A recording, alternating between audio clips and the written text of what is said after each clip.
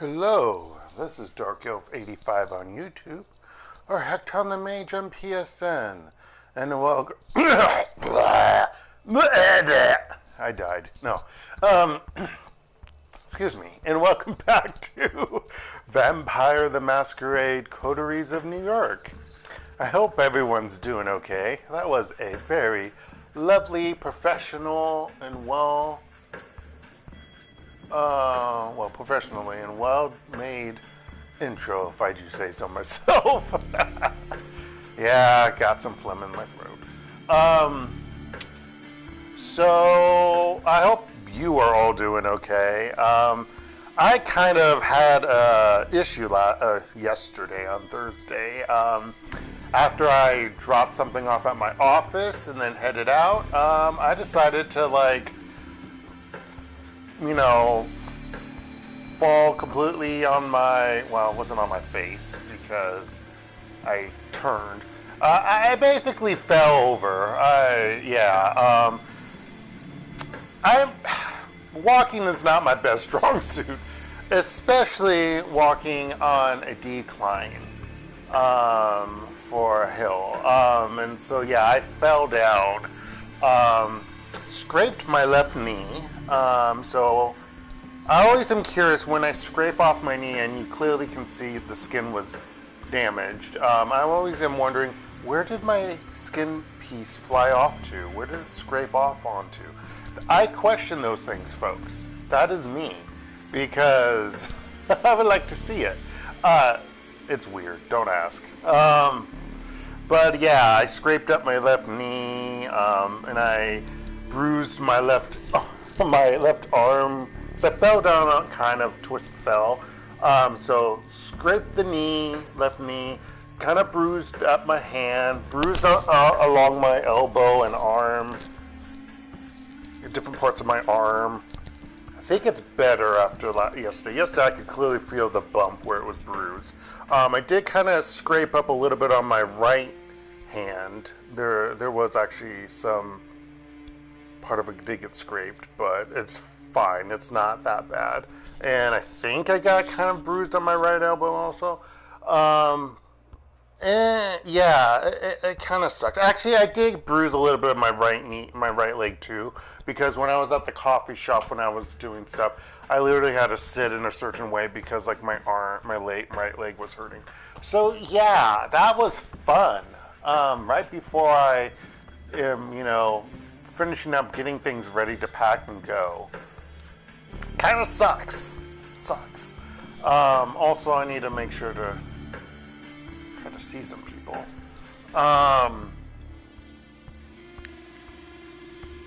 But yeah, that was a fun time. By fun time I mean no, not really. I hoped. Hopefully I'll be recovered enough by when I see some friends in Daejeon, and then obviously when I leave. But yeah, so that's what happened for me. But let's continue this story of Lamar, the toreador. Can I actually bend my knee? Yes, I can. Okay. Faith and Myth Part 2. Benoit Segal wants to meet you again at the cathedral. You wonder whether that mysterious priest will be there. You've started to look at churches differently since your last encounter with Benoit.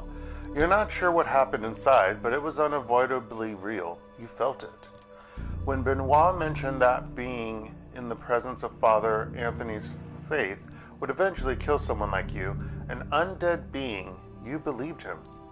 It doesn't seem to be very common, though.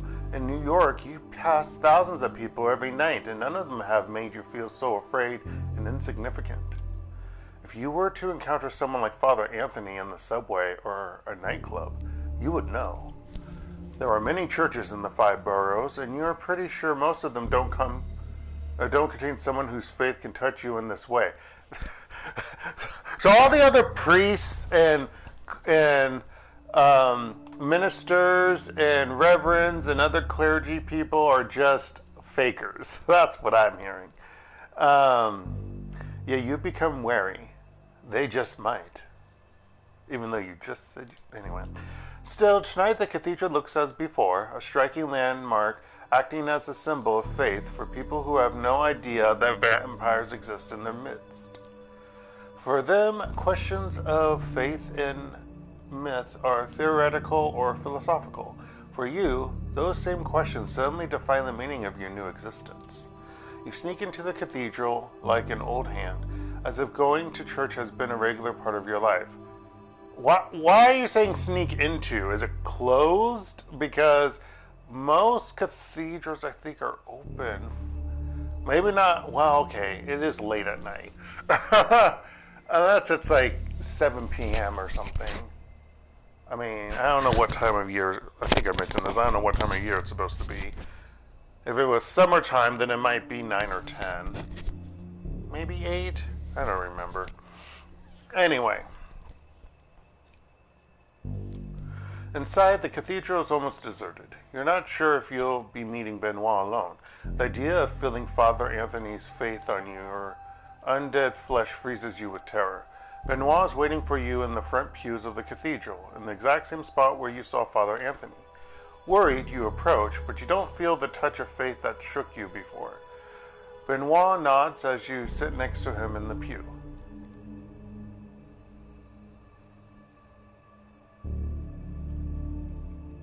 This is this one. I don't like this, Benoit, but I guess a lot of Kindred are worried about what we really are. You can walk away. Many of our kind choose to live in ignorance of what it really means to be damned. I forgot what voice I gave him. Also, you shouldn't be smoking in a church. I don't know. I would just think that would be bad because everything is made of wood. You've had some time to think. I'm guessing you found the touch of Father Anthony's faith hard to ignore. For most people, God's presence is a question of faith. Or maybe I just want to come visit you because, I'm doing a story chain and it's rude to not come back. When I talk with Father Anthony, it feels like proof. Benoit is fervent, intense as he speaks. It's clear these questions have consumed his existence. Perhaps they'll consume yours too.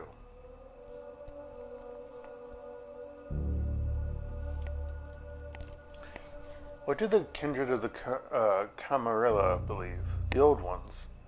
It's true the elders are not always so good at teaching their childe. Jeez. Maybe the Camarilla would function better if we all knew these stories. Benoit looks around reflexively to make sure nobody is listening. There are only a few people in the enormous cathedral, and they don't seem to be interested in two loners murmuring to each other in the front pew.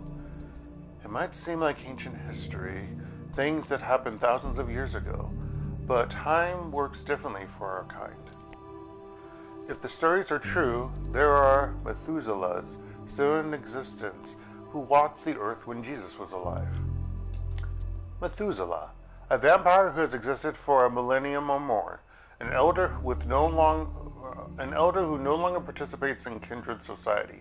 Methuselahs are rumored to hail from the 4th and 5th generations. The only problem is that old vampires lie. They are just history to suit their egos.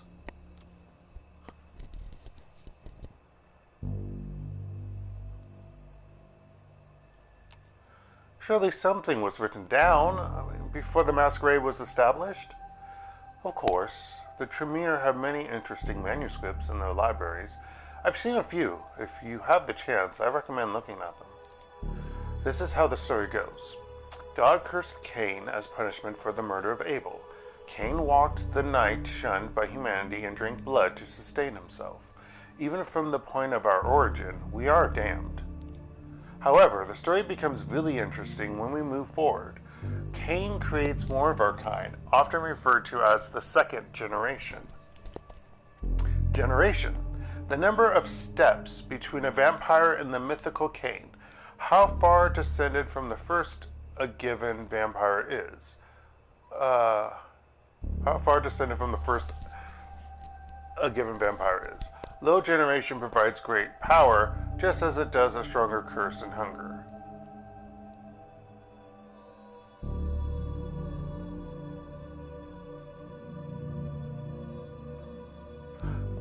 By low generation, does that mean like Cain 1? Is that what they mean? Like 1, 2, 3? I mean lower number. I think that's what they mean. Not in, because if they mean like early or current, as in low, that wouldn't make sense that they would have great power, or a stronger curse, a hunger maybe. Yeah. Okay. Anywho. They lived in the first city, later called Enoch, ruling openly over the city's human inhabitants. I see the first city as Cain's redemption.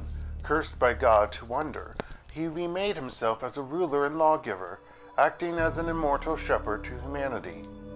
It only started to go wrong when the second generation begot the third and vampires started to run amok.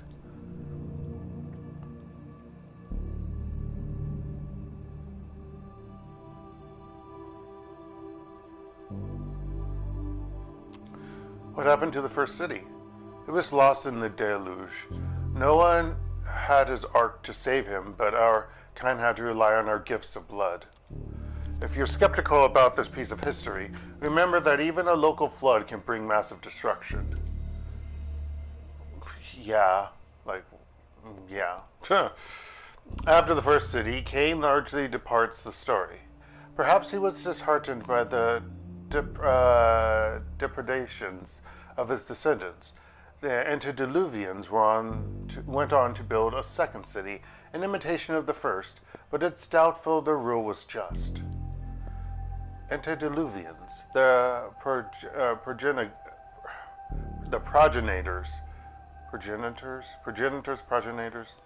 I think you can pronounce that different ways. I'm not sure though. I think you can, but members of the dreaded third generation and the founder of the 13 vampire clans. Excuse me. There are people moving in the cathedral, and both you and Benoit have made sure none get close enough to hear you talk. As Benoit goes on, your undead senses detect something that deviates from the normal hubbub of devout mortals, cathedral workers, and tourists. You hear the squeaking wheels of an old wheelchair that hasn't been taken out too often. We've been doing this for 20 years and still you pull stuff like this, Michael. Why did you bring your sister? We're on the field. This is no place for the disabled. The voice is that of an older man, Midwestern. Oh, wow, I didn't give him Midwestern, that's me! Whatever. He sounds exasperated, as if he was rehashing an argument for the 100th time. Should make him with a southern drawl. No. She wanted to kill him. She doesn't get out of the house very often. Besides, you should be grateful, Bobby. We would have never found our new partners without her. The second voice belonged to an old man. Really? He didn't look old. Bad with drawings. Can't tell the ages apart. No, okay. Or two. It is more intense and still holds echoes of a Russian. Ding nabbit! So I need to do a Russian southern drawl. No, I can't do that. Okay, Russian. I'll try. Yes, because she talked about vampires online. You got your door busted in by the FBI, as I remember. It wasn't the FBI. We did, sure. No. We did, sure. No, that doesn't sound Russian. I don't know. We did, sure. But we cleared the misunderstanding. Okay.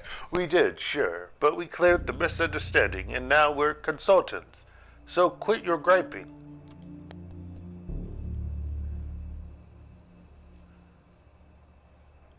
Bobby, Michael, play nice. You sound like an old couple. Hello.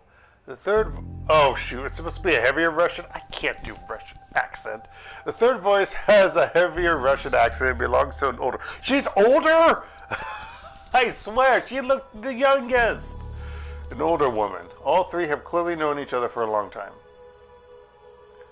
Let's find Father Anthony and see if he can help us. From what I've heard, he is an exceptional man.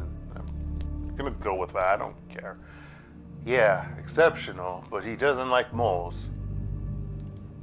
You nudge Benoit and discreetly point out the three people approaching you along the cathedral's central aisle. He nods in understanding. This is bad news, whoever these three are. We need to get out. Let's meet outside.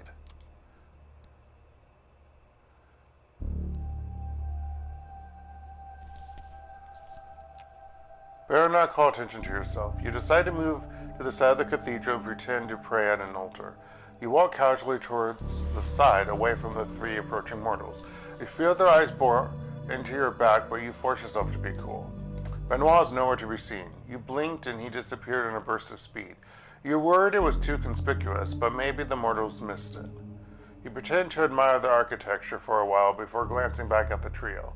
They have settled at the exact spot you just occupied, apparently waiting for something and conversing in hushed tones. Once you're sure their attention is elsewhere, you start walking briskly down the side aisle towards the exit.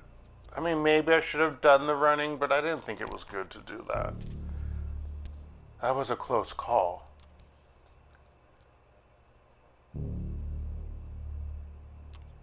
Who were those three? Did you recognize them? I might have. I'm not sure. There's talk of a few tenacious vampire hunters living in the city. One of them is supposed to be a woman in a wheelchair. For a second, Benoit looks as if he was wondering whether he should say something. There's one thing I've always wondered about the story of Cain. The traditions of the Camarilla put a lot of faith in the relationship between sire and child. You're supposed to follow the example of your maker, yet Cain didn't really seem to care for the vampires he embraced. Did he think it was a mistake to create our kind?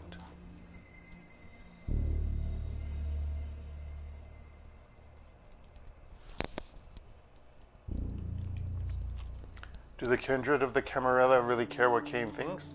Most don't. Still, he was the progenitor. You know, I'm Sophie's child and you're her protege. It's amazing that we share an appreciation for the mythologies of our kind, concerning Sophie has little interest in questions of the spirit. You stare at Benoit. You knew there was something he wasn't telling you, but in all the talk about Cain in the first city, you forgot about it. Now the only question is, what does this mean? Does Sophie know her child is talking to you? Probably not. Don't hold it against me, but I admit finding some pleasure in seeing you suffer the effects of Father Anthony's faith. I suppose that's the demon in me. I understand that you're bitter, Benoit. I'm not your enemy. I'm sorry, I know that. It's just that sometimes I too get tempted by sin. You know, we should meet again. We've talked so much about myth, but maybe that's cowardly when the reality of faith is right in front of us. I'll introduce you to Father Anthony. I actually did go through all of this. Actually, let me check something, folks. Let me see. Why isn't it working? Okay. Jeez. Game controls. Let me see if I actually got that trophy. I think there's a trophy for that.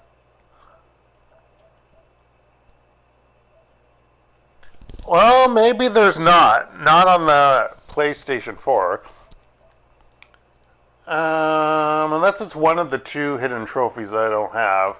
I don't see anything that indicates about the side quest if you get trophies for them. So yeah. Whatever. Alright. You nod, unsure whether that's a good idea. Benoit walks away and you follow his example, not wanting to hang around the cathedral any longer. Time to sleep. So, I did double check later. We did actually complete Elgathon, what's his face's quest line, and also I think we finished Tamika's as well. Yeah. Agathon's quest line. I always want to say Agamben I don't know why. It's so weird.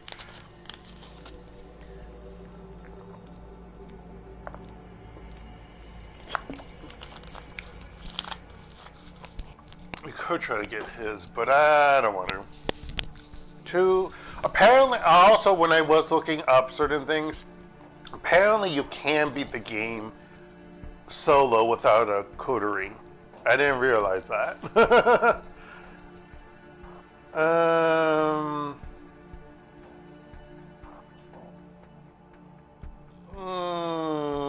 Sure, why not?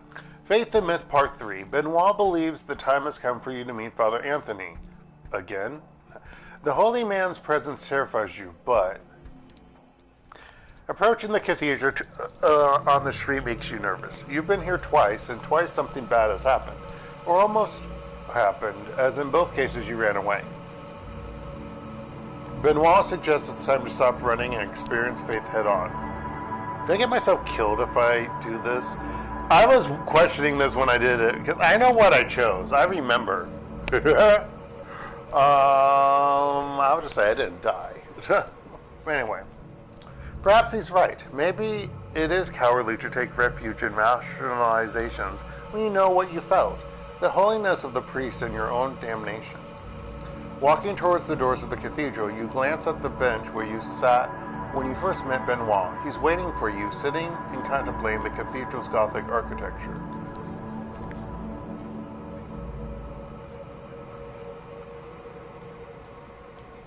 I wasn't certain I even wanted to talk to you after last time.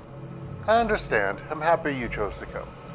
Benoit looks different than before, intense, certain. You've had some time to think about what we spoke of before.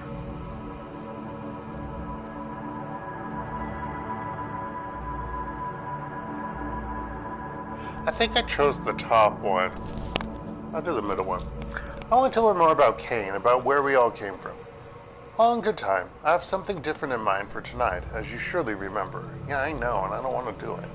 Let's go see Father Anthony. It's best not to talk in the cathedral, so I arranged for us to see him at his home. I have a car nearby. God.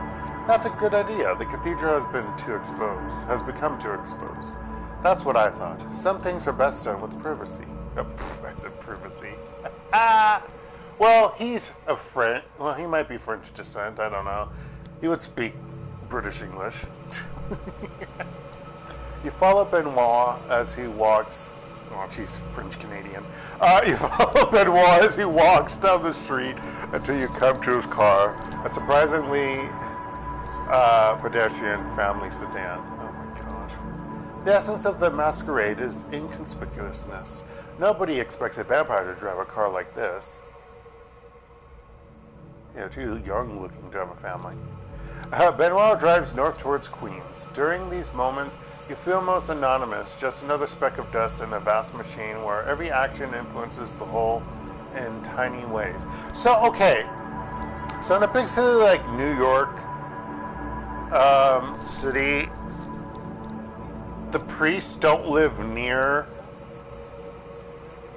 don't have residency near, well, it's the cathedral. I guess they wouldn't. Like, in all the churches that I've known, being, a Catholic, Roman Catholic of my own, every church that I've been to, the priest always has a residence nearby the church.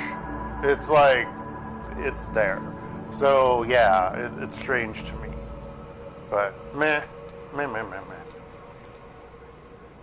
Maybe it's for cathedral and in big cities to boot.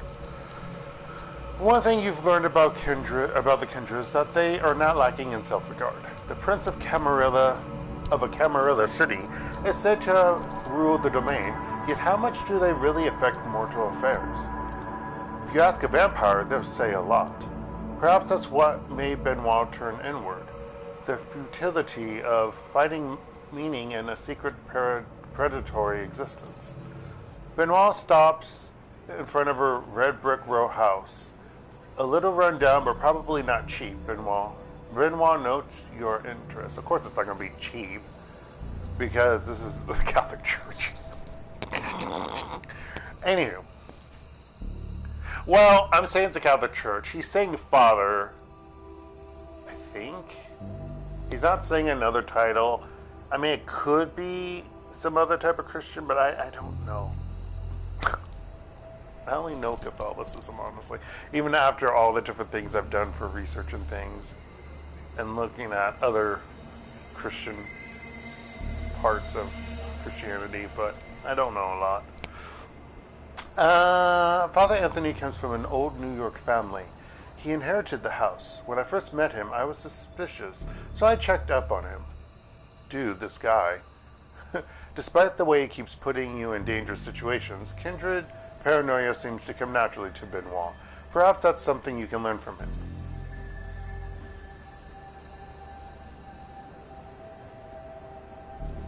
Actually, let's do the top one. He knows we're vampires, right? Yes, he knows. He doesn't know everything I've told you about Cain and the First City and so on, but he knows we're no longer human. You follow Benoit to the stairs, looking around for any signs of an ambush. As you get to the door, the first signs of trepidation hit you. The discomfort, the pain that'll follow once you're inside. It feels like a physical thing, a burning sensation under your skin, in your blood. You look to see how Benoit is taking it. He's smiling, eyes closed for a second before knocking on the door. Almost as if he's enjoying the sensation. The door opens and you see Father Anthony's kindly face. Your body feels as if in a vice. What I don't understand is in Vampire the Masquerade Swan Song, what's his face was clearly in the eyes of the mall because of all those priests, and it didn't look like he was suffering from the effects. That's what I was confused by. It's like even the head religious dude, he was like right in front of them, and they're recording these sessions. Yeah. Anywho, of course, I can't remember that guy's name. Why can't I remember one of the most sexiest vampires ever? Oh, dark. You haven't really been bothered by hot or cold since you were embraced, but now it feels like the surface of your skin is overwhelmed with sensation. The fear and terror are paralyzing. Yes. You barely hear Benoit's whisper. Come in, you two. I might not know much, but I know enough not to do this on the porch. You force yourself to follow Father Anthony into the apartment, despite the splitting headache and rising panic. It's hard to take in your surroundings. Everything seems to vibrate, seeking to engulf you. Excuse me. Framed portraits on a mantelpiece, a cross on the wall, a living room with lots of books, many of them old. I forget what verse I gave him too. I'm not sure I can offer you anything. You don't drink tea, I suppose? No, we don't.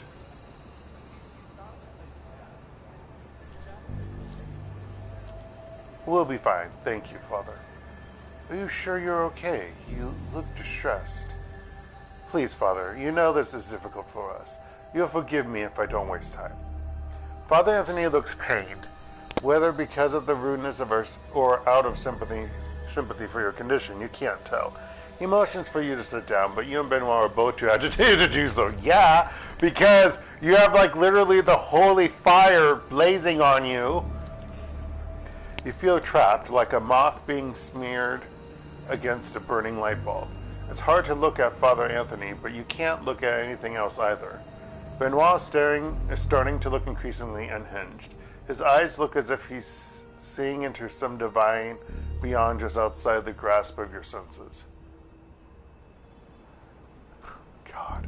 Now's the time, my friend. You have to decide if you're ready for salvation. Prove your faith by embracing the Father and let his radiance envelop you.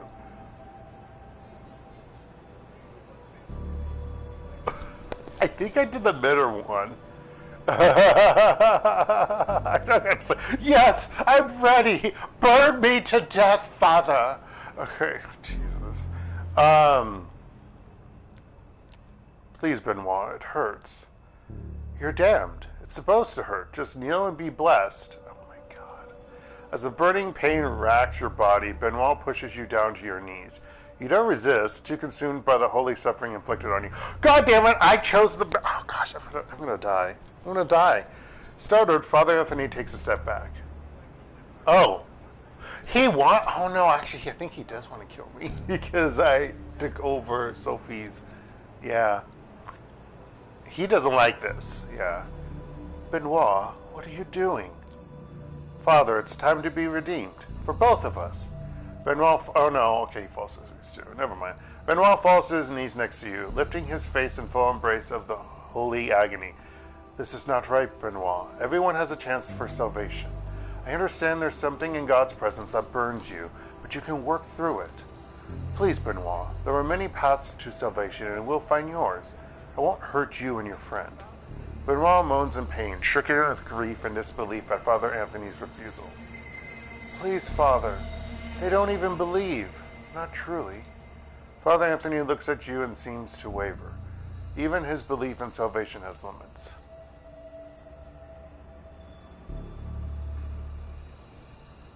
Fuck it, if I die, I die. We could start a new session. I believe, Father. I just need to find the way.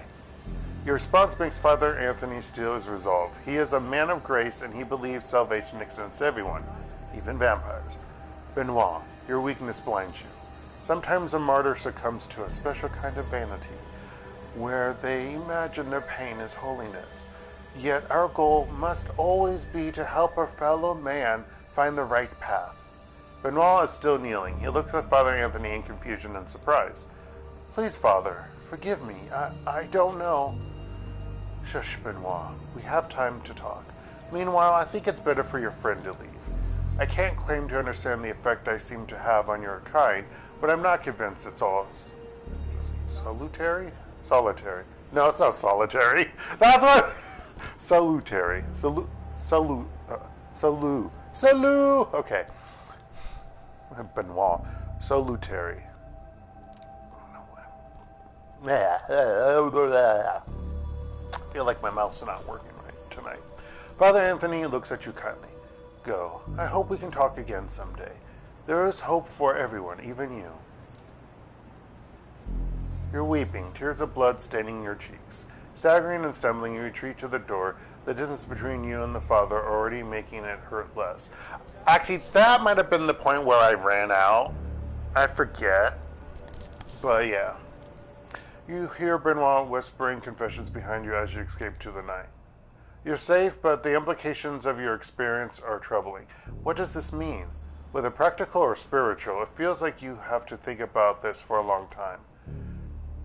You're free to return to your haven, and there is a distinct temptation to keep the events of the night to yourself. Yet, these events cannot be good for the Masquerade.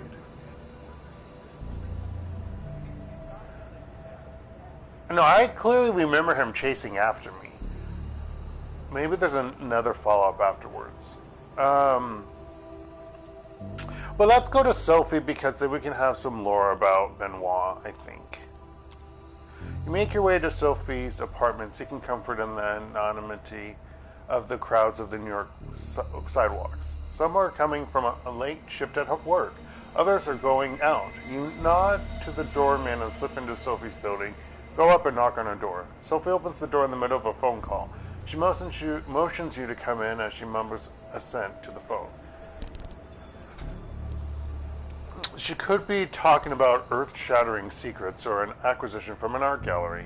Following Sophie's cue, you sit down in the living room. A few moments later, Sophie ends her call and sits down opposite you, regarding you with her usual mix of paternalism and disdain.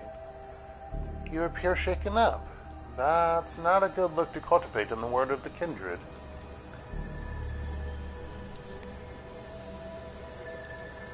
I have to tell you something about Benoit, your child. Benoit, I haven't heard from him in a while. Where did you dig him up?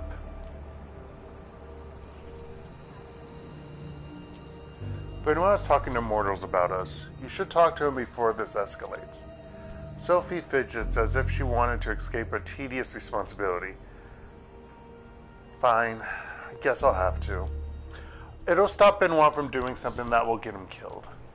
You leave Sophie's apartment wondering how things will play out between the sire and child. Benoit seemed to yearn for something from Sophie, but you're pretty sure he'll never get it, no matter what he does. Maybe it was something like that. I don't know if I did this. Maybe, no, you know what? I don't think I completed it. Because I think it ran out of time. Alright, let's look at the nosy reporter, part 1. There's a sleazy reporter from a gossip magazine sniffing around Sophie's haven. She could use your help with the problem. And we're back at her apartment. I don't know why we left, but sure. She remembered something and called us back in. The streetlights filter into the apartment in a stark white glow, as if someone were shooting a movie outside. The art pieces display a tasteful expense,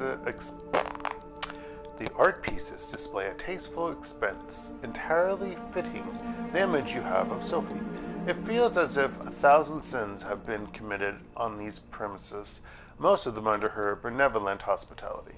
Sophie comes to greet you as you enter the living room, shaking her head. You understand that people judge me based on how you dress, don't you?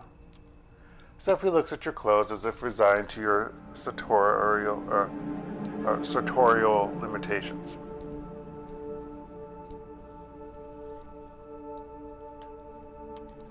I've tried to dress inconspicuously because of the masquerade.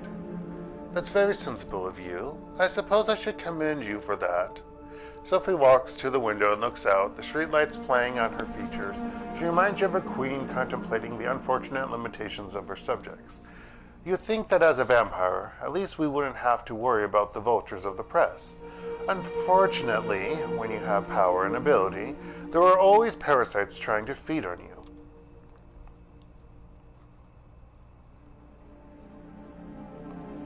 I used to have a journalist friend, really? To the top one. Is there a reporter after you? Yes, a terribly persistent creature. Sophie steps from the window and settles down on a sofa, a wine glass with red liquid in it, blood, treated as not to spoil. You become good at noticing the scent, even from a distance.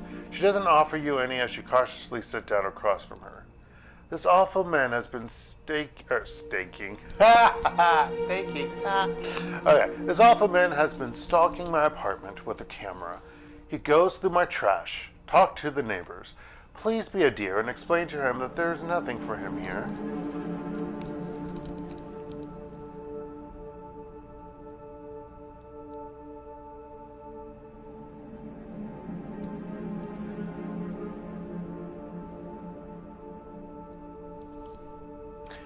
I don't really want to use the masquerade. The masquerade, use my powers. Is this about the masquerade? That's a big deal for us, right? Indeed, you're learning.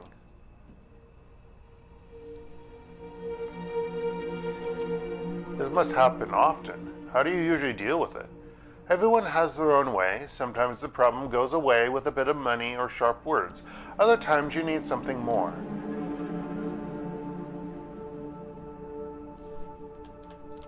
Do you know anything about this reporter? Man, woman, young, old, anything like that? All gossip reporters look the same to me. Time for you to go. I have business to attend to. Psh. Oh, I love my protector, or whatever, supposed to her name, guardian, whatever. We leave the apartment as Sophie disappears into another room. You don't have a clear idea of the game she plays with the city's mortals and immortal power structures, but she always seems to be making a move. Outside, on the street, there's a slight warm drizzle, the kind that gets under your clothes and makes you want to take a shower when you get back to your own haven. No reporters immediately jump out to you. Aspect use enhanced senses. New York smells of people, thousands and thousands of them packed together. It takes a moment for you to get to grips with the full panoply of sensation, but once you do, there's one that sticks out. Man, I gotta learn some more vocabulary words in English. I always wish I was I always felt, sometimes I feel like I'm good, and then other times, meh. But Dark, you're an English professor. Yeah, shush. Cheap aftershave. The strong imprint of someone who has hung around the building a lot. Strong enough to persist despite the light rain. Stale cigarette smoke. Sweat. You follow your hunch, and as you walk closer, you reflect on how sometimes being Kindred makes things so easy. You enter an alley, a dark, dingy space between two tall buildings. Once upon a time, a place like this might have worried you, made you think of muggings and violence. Now it's clear that the most dangerous thing here is you. The man you are following seems to realize this too. He holds his camera in front of him like a shield, its heavy object resting on his paunch. With a start, you recognize him. You remember the face, the shaded sunglasses from a picture next to a byline on some trashy paper. The article was about a friend of yours, an artist, who was reported to be dating a celebrity. It was true, but the celebrity didn't want to be associated with your friend and broke it off afterwards. For months, your friend cursed, how do you pronounce his last name? Dorothy?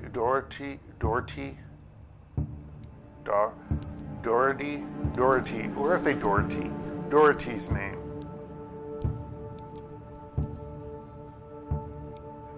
Hey, don't go around scaring people like that.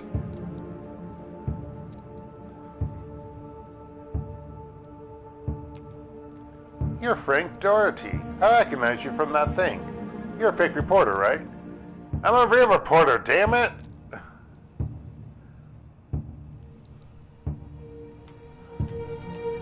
A lot of scoops here in this dirty alley?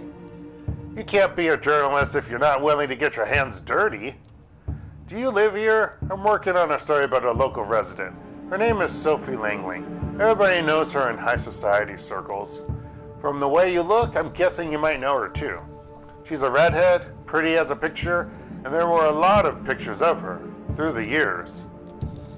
That's the thing, in fact. Look at this. I don't know why she... Well, actually, I don't know if they can really change how they look. Well, actually, this isn't... No, I think if vampires do change the way they look, they have to do it constantly, like every night. Because I think certain things go back. I'm basing this off of what I remember hearing and watching from the TTRPGs of Vampire the Masquerade.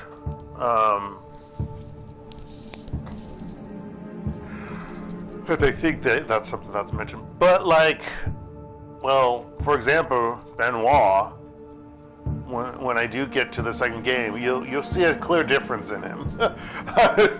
Meaning his portrait is changed. Actually, I think everyone's portraits might slightly have changed also. But his has definitely changed. So, maybe he just does it every night. I don't know. Frank pulls out his phone and starts showing you pictures. Some have been downloaded from news sites, while others are photos from the society pages of newspapers from past decades. All show Sophie. She has different clothes, hairstyles, makeup, names, but the face remains the same.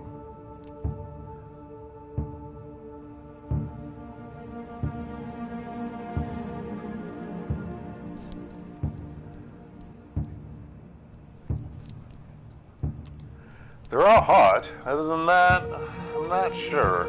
Come on, look at the face. It's always the same.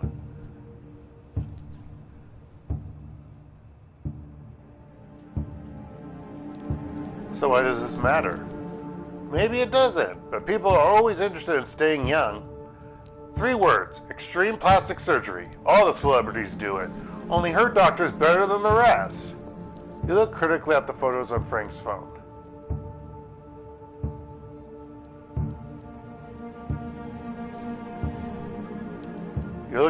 You're thinking the world's best plastic surgeon is working out of this alley? Okay, fine. I don't know what this is about. So, how would you explain it?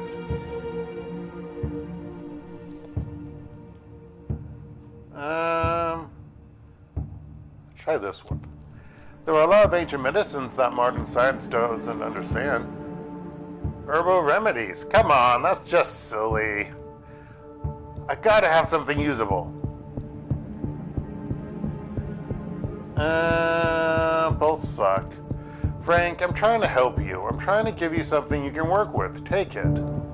Frank is clearly taken aback by the change in your tone, but he is a gossip reporter, and I didn't really do a change in my tone. He's used to people trying to push him. Look, I'm a reporter. You can bluster, but you can't hide the truth.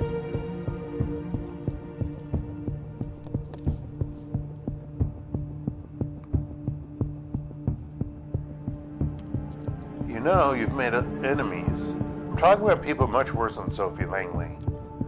There's no need for that kind of talk. Suddenly Frank seems serious. He knows he has many enemies and few friends. It's your choice. I'm not your enemy. I'm so tired. I just feel like I'm tired.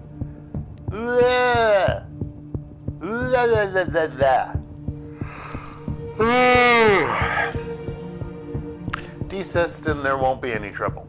Frank is taken aback by the brutality of your tone. Really? Because I would be taken aback with the brutality of my tone, quote unquote, because what brutality? Anyway, he has been intimidated many times before, but he also knows that sometimes the threats are real. This time he senses you're not kidding. Oh, I couldn't tell. Pardon my voice didn't sound like that. He's just an aging man trying to salvage a career. You win. I hope you and Sophie Langley have a happy life. Deflated and hunched over, Frank drudges away from the alley. You stare at his receding figure. It's hard not to feel sorry for him. And Sophie Langley, he took on something way too powerful for a small fish like himself. Except when we sleep, he's back. Sophie requests your presence tonight, and it seems urgent. You find her already waiting for you and clearly pondering something. It takes a few minutes of awkward silence before she speaks. I require your assistance, Lamar. I was going to say Lamari or Lemnar or something. You say her last name combined with Lamar, which is weird. There is a matter of great importance that I need to ask you to resolve for me. You will find what I'm about to say surprising, I'm sure, but I need you to hear me out. I need you to contact an important Anarch figure in NYC and arrange a meeting for us.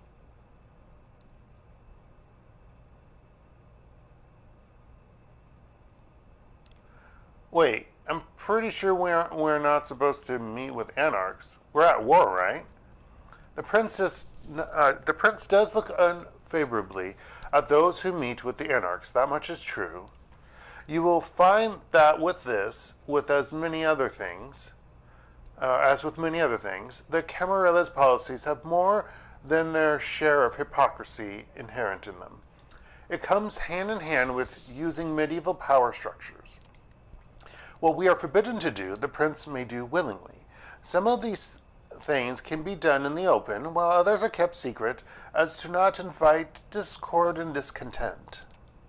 I need to contact a man named Torque. He is an influential member of the movement and, like most of them, very suspicious of the Camarilla. That's why I'm sending you to extend my invitation.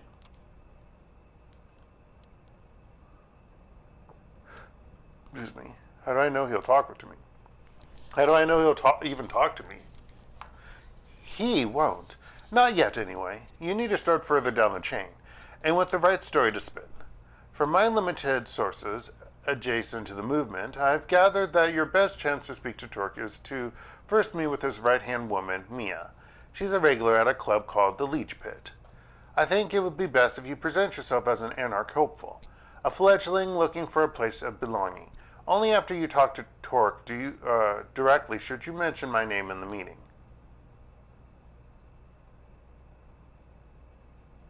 If I say the middle option, she gets mad at you. Let's try the last one. I don't think that's the right approach. Lying to them won't make them trust me. When they find out the truth, they won't be happy or eager to work with us.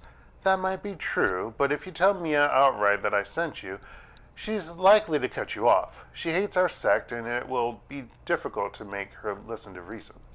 After tonight, I suggest that we do not speak of this again until you arrange the meeting. There are many who would jump at the chance to use this against us. With Kaiser, you have proven you can get the job done, even if it requires additional legwork. I trust you to deal with this task as quickly and covertly as possible. Forgive me, but that's all the time I can spare tonight. What I'm asking of you is just part of a bigger whole. Trust me, it will all be worth it.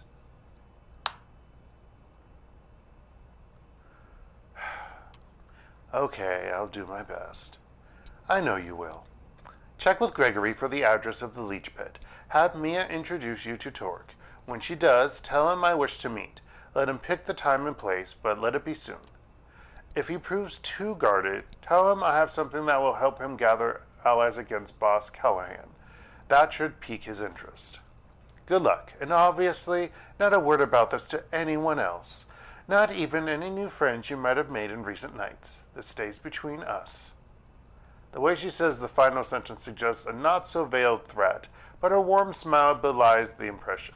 You want her to keep trusting you. You wouldn't want to disappoint her. Is that her awe, or presence, or one or the other? Gregory gives you the address. The club is in Brooklyn. Apparently it's some kind of heavy metal bar with a dedicated concert space. Time to pay this Mia a visit. Rah, throw your hands in the air like you just don't care. Rah, rah. This doesn't sound like metal. It really doesn't. The place is teeming with people tonight. You arrive in the middle of a concert. The music is loud, almost deafening, and it takes you a while to get used to it. The noise hurts your ears. This venue isn't suitable for this kind of music, and none of the instruments sound the way they should. The cacophony sets you on edge. A group of a few dozen patrons are tightly packed together, and the smell of their sweat and youthful, excited blood overwhelms you momentarily. It's with some difficulty that you turn to the task at hand. You've heard your share about the Anarchs and how they fit into Kindred politics, but you only have your short encounter in Corona Park on which to base your actual opinion of the faction. That might have been just a horrible first impression, but you're keeping your guard up just in case. I'm gonna mingle with the crowd. You take a walk around the club. There are a few side rooms and a spacious bar area.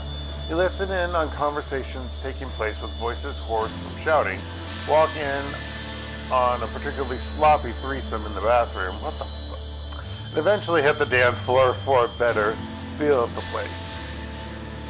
As the concert comes to an end, you witness one of the guests, a feisty-looking girl, get into a scuffle with a much larger drunken guy. She doesn't seem to appreciate him reaching around her. I just realized the edges are flashing in and out black. Is that just the scene? Because it's not red like blood. So I feel like it's just the scene, not me being hurt. But now I don't know. Okay. She doesn't seem to appreciate him reaching around her waist, slapping him with an audible crack that sends him to the ground unconscious. Two bouncers break up the crowd and pick up the drunk to carry him outside, without so much as questioning the woman. You get an inkling that she might be who you were hoping to find. You approach her as she's about to leave. Yeah, the fuck do you want? She's still seething and bares her teeth for just a moment, but you've learned what to look for in Kindred. You're pretty sure she's one of you.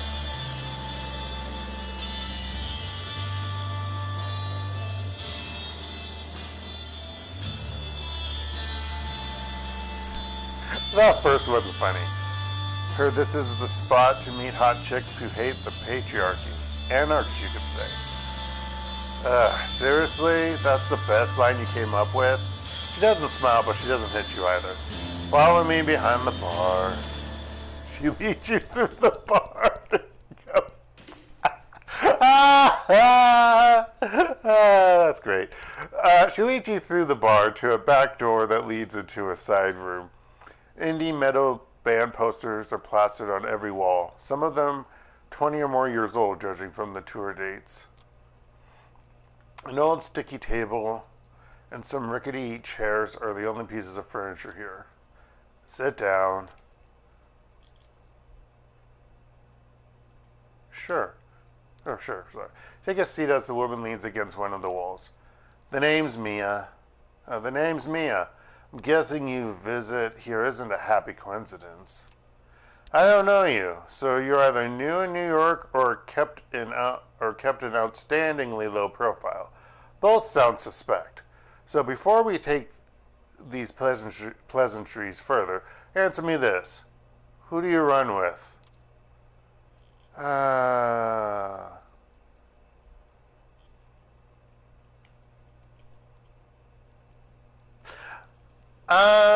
I think I chose this one or that one, but I never chosen the top one.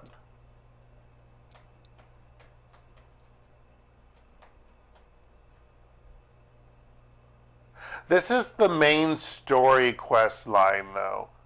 So, I'm going to be truthful. Sophie Langley is my patron, if that's what you're asking. Langley, huh? She looks you up and down. It's hard to read her. Well, Langley means Camarilla, and Camarilla means trouble. So, let's get one thing out of the way. She leans in.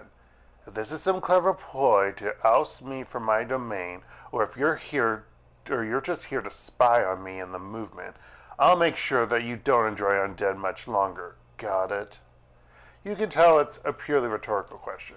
Right, here's the pitch. The Camarilla likes to think they're the vanilla option, what with Prince Bitch Panhard pretending that they were always in charge. But New York has never been a fully cammy city. They might have won the city in '99, but cams have had their asses handed to them many times over the years, and the movement has been here at least as long as they have. Hell, I moved to NYC before World War II, and there was a good while after I saw the Camarilla for what they are, a way to keep us all subservient and in line. So, she came here. Panhard was here around World War II. Was she created then, or was she just here? I don't know. The Ivory Tower will tell you that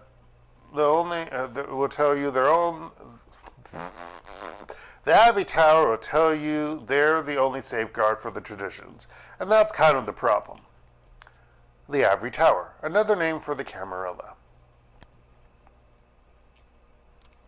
There's only one tradition we in the movement feel should be respected.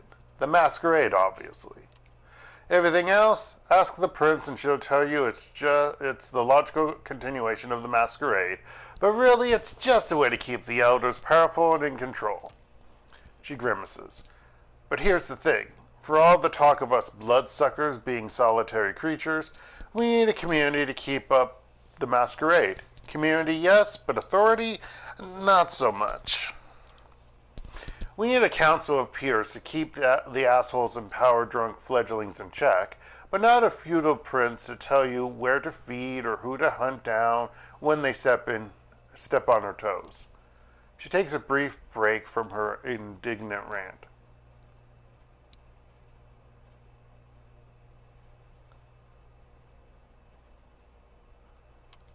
So, you Anarchs don't have a ruler? A ruler? No. But leaders? Sure. Most follow old boss Callahan's lead.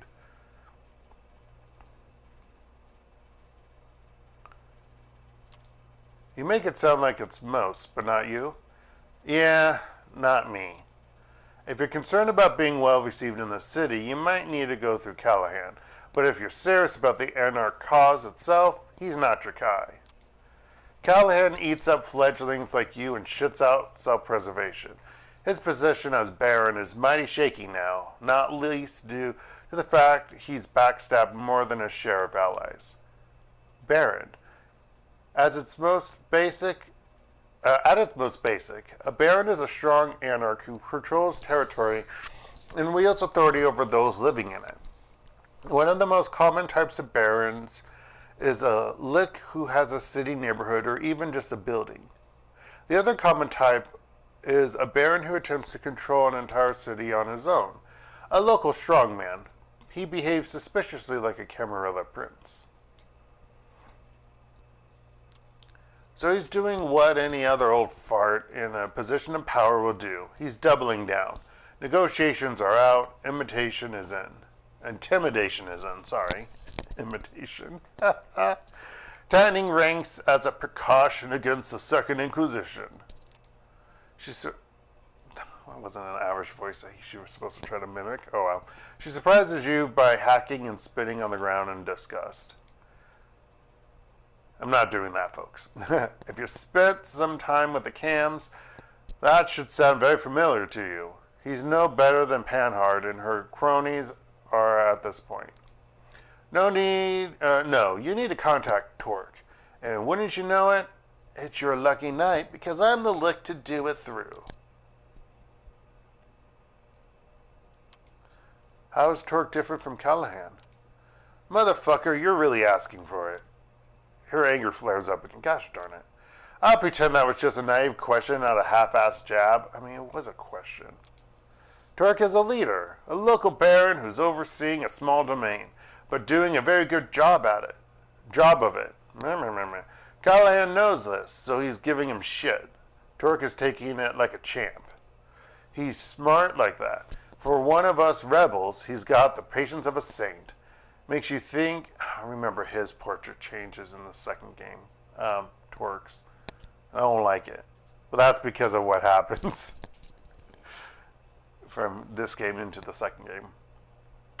Makes you think back to how things used to be way back when, if the stories are to be believed. Anyway, you want to meet him? I'm going to require a show of goodwill first. Or I could just ask elsewhere. What do you have in mind? Yeah, that's fair. What do you have in mind? She flashes you a mischievous half-smile. I appreciate your readiness, but I don't have the details just now. Ask for me at the bar when you're able. I'll leave something for you and we'll take it from there. Now, come on, I gotta go. She walks you out of the bar and you go your separate ways. Seems like there's nothing more to do than return here later, as if Mia really can help you contact Torque. A Nosy Reporter Part 2. You've taken care of Frank Doherty, but apparently there's someone still staking out Sophie's apartment. He's not that stupid, is he? The weather is cold and windy as you walk to Sophie's apartment. As a vampire, that doesn't matter anymore. You may have been saddled with eternal hunger, but at least you can ignore the wind chill. Just as you come to the door of Sophie's building, she storms out murmuring into her phone.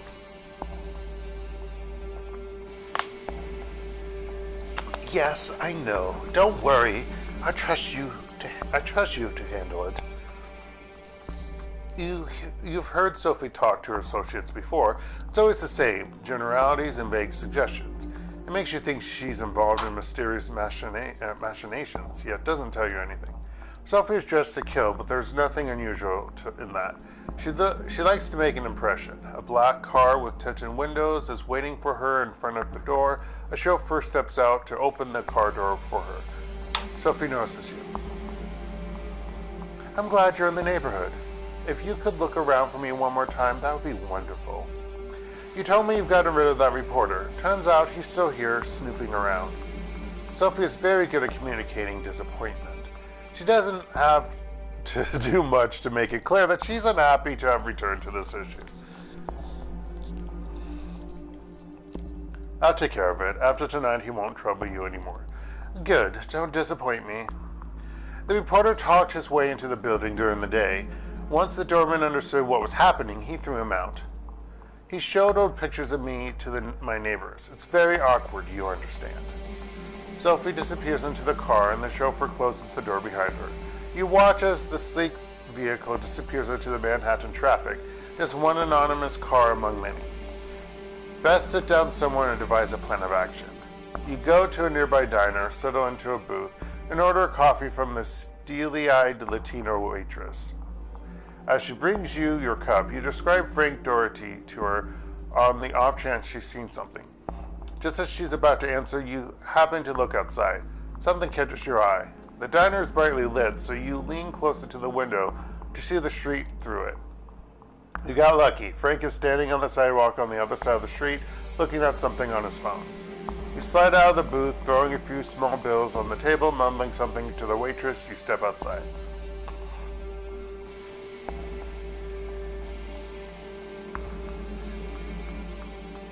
Let's do that one. For a reporter, Frank isn't really observant. You keep your distance, hiding behind people and cars, but he doesn't look around. It seems like he wants to find a private nook to inspect the photos he took tonight. An alley. He ducks in and you follow. Oh God, it's you again. Please, I'm working on a different story, I swear. Frank retreats deeper into the alley.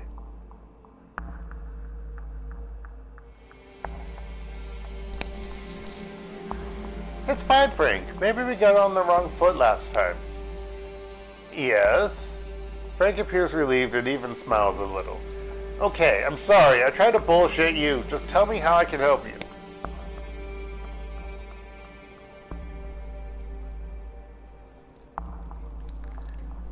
You're sneaking around with a camera. Again. Why? I'm a reporter! I report! That's just my job! Look, I don't want any trouble. I can see that you're serious. There is something to Sophie Langley. I think you know what it is. Take a long, hard look at Frank Doherty. He's a tenacious man, but not brave. After the last time you met, you were sure he had been dealt with. Where did he find the courage to come here again? Whose ghoul is he?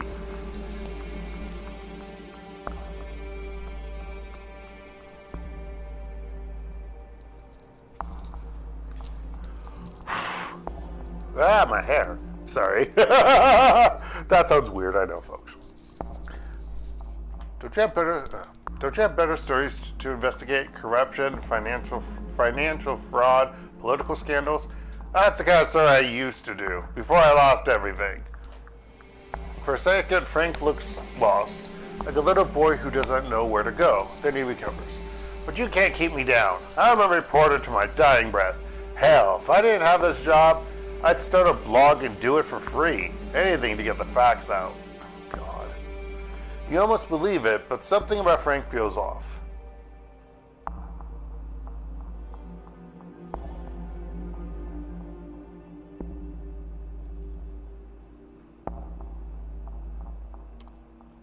You don't say anything at first. It's easy to dismiss Frank as a joke.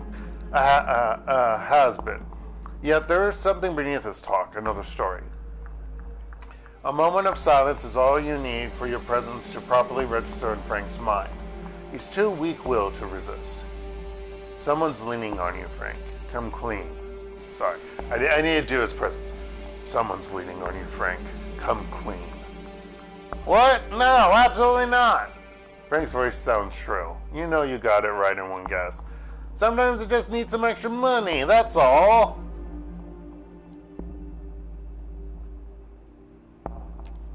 Where does this extra money come from? There's a guy. He's paying me, that's all. But I can't talk about that.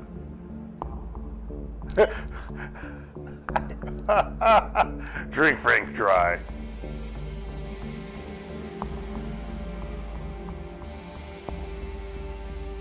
Offer Frank to work for you. What would I have any money? Come on, you can give me more than that. No, really, even if I don't know all that much about these people.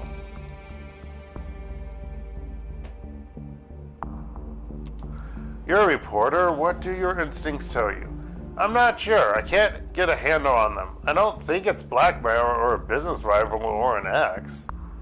Okay, that's enough. I can't tell you anything more. You got to consider the position I'm in.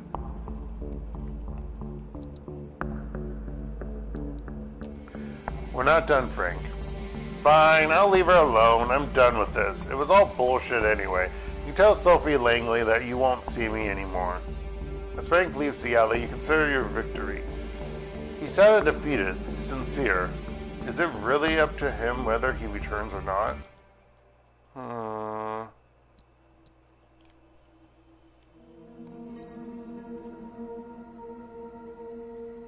That motherfucker's there again. Now I know. Of course, if I drank him dry, he wouldn't be there. No, I wouldn't. That would be breaking the masquerade. Well, it would only be breaking the masquerade if I got caught. But yeah. You arrive at the leech pit finding it less rowdy than the last time. The bar is still packed, but the dance floor is empty tonight. Instead, the old crackling speakers are playing music that would probably sound like noise even on high-end hardware. Mia is nowhere to be seen, but you do remember she requested that you ask for her at the bar. You approach the bar as the bartender finishes pouring a beer for an older guy in a faded, fraying Iron Maiden t-shirt. She turns to you. What can I get you?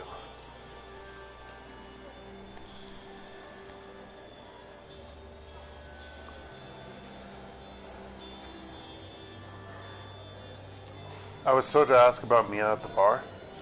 Yeah, well, she's not in tonight. She looks you up and down and a spark of recollection shines in her eye. Oh yeah, that's right.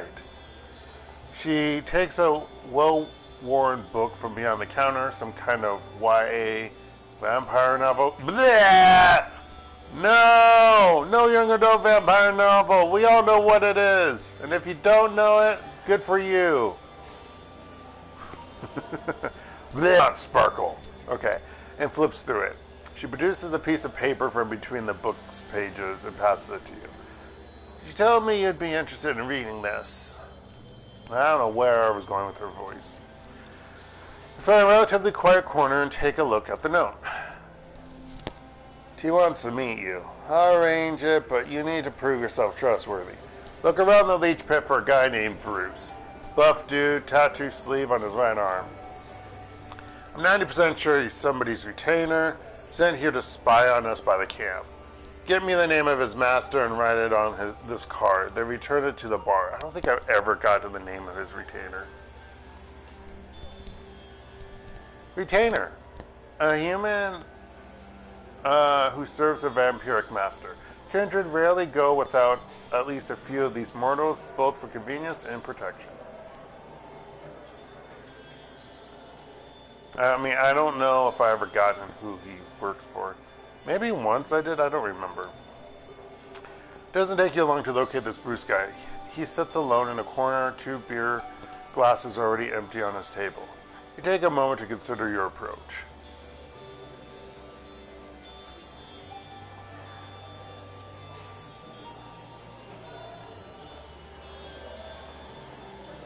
What is a feeding opportunity?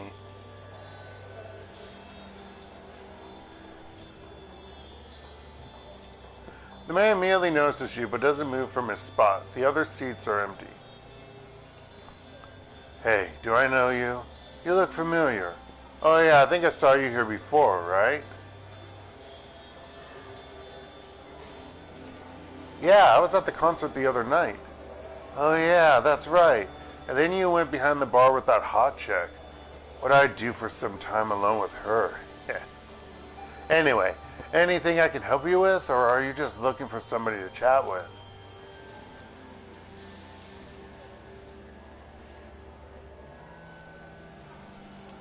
What's your poison? I don't know, man. Varies from night to night. Give me a Lemmy, you know, whiskey and coke. Sure, I don't know shit. A short while later, you return with the drink. The guy has been eyeing you the whole time. He picks up the glass and takes a big gulp. Oh yeah, that is the spot. Take a second drink to really loosen him up, and a third to make him somewhat more chatty. You learn the story of his tattoo, who tells you about his gym routine, an actual drama series he's been binge watching on YouTube. Wait, an actual drama series? This is a drama series? TV on YouTube? What? Well, unless it's the YouTube television stuff. Anyway. And where his favorite spot to fuck girls is. Jesus. At no point does he slip anything that would point to him being somebody's ghoul, though. In fact, you're beginning to suspect he's not really as drunk as he acts. Well, that was nice, but I gotta go. Thanks for the drinks. Hey, wait a minute. You haven't had anything to drink at all this time?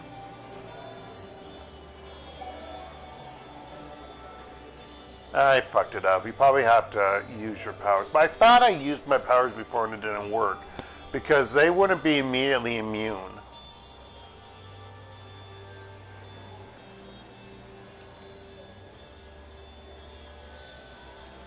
Yeah, I don't really do that stuff anymore, and I know for a fact your master doesn't either. Any suggestion of his drunkenness is immediately gone. Sorry, my what? And a panic appears on his face.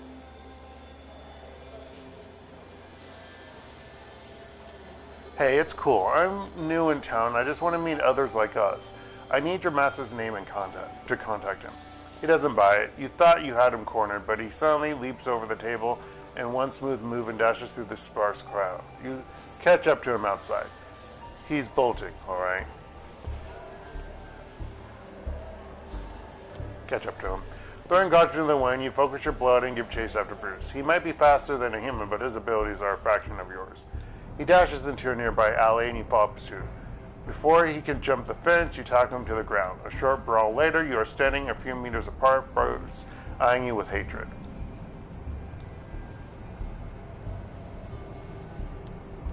Listen, your cover's blowing. I was told who you are. You better come clean. Your master's name, that's all I need. Bullshit. Besides, you'd kill me if I told you. And I quite like being alive.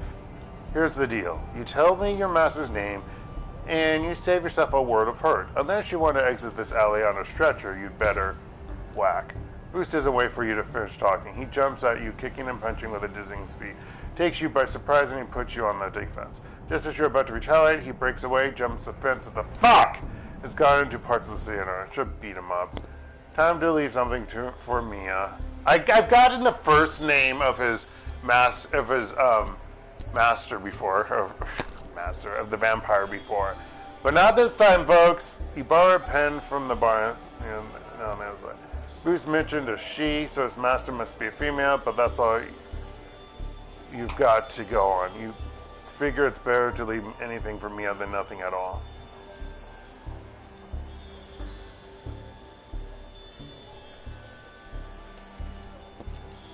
Mia asked you for a name, but if all you have is Bruce's master's gender, it'll have to do. You jot down no. Bruce referred to his master as she.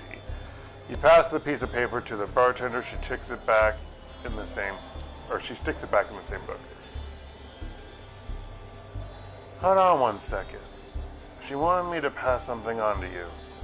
She produces a cell phone from behind the counter. It's ancient, at least 15 years out of date. Alright, and this. An old charger for the piece of junk in your hand. They really did think of everything. She says she'll be in touch. It takes you a moment to remind yourself how to operate this thing. And you find that its phone book is blank. There's no Wi-Fi connectivity, no saved messages. It's got a version of Snake though. Oh, I love Snake. The bartender is already over. I prefer Tetris on the phone, to be quite honest. My cell phone I had in undergrad had Tetris on it. I would play that a lot. Oh my gosh, play it on the light rail. Oh my gosh. Okay.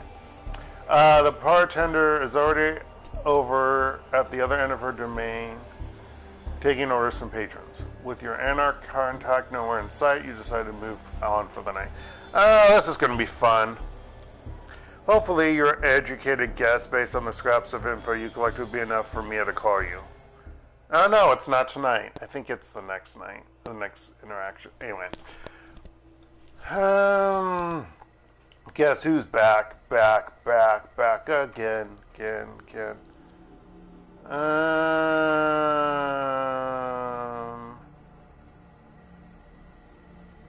I need to drink some blood. I forgot to read that. Sorry, folks. Someone is following you around. Has been for a few nights, maybe longer. This can't be a good thing. The only question is what to do about it. Although it might be the second interaction with this person that it happens.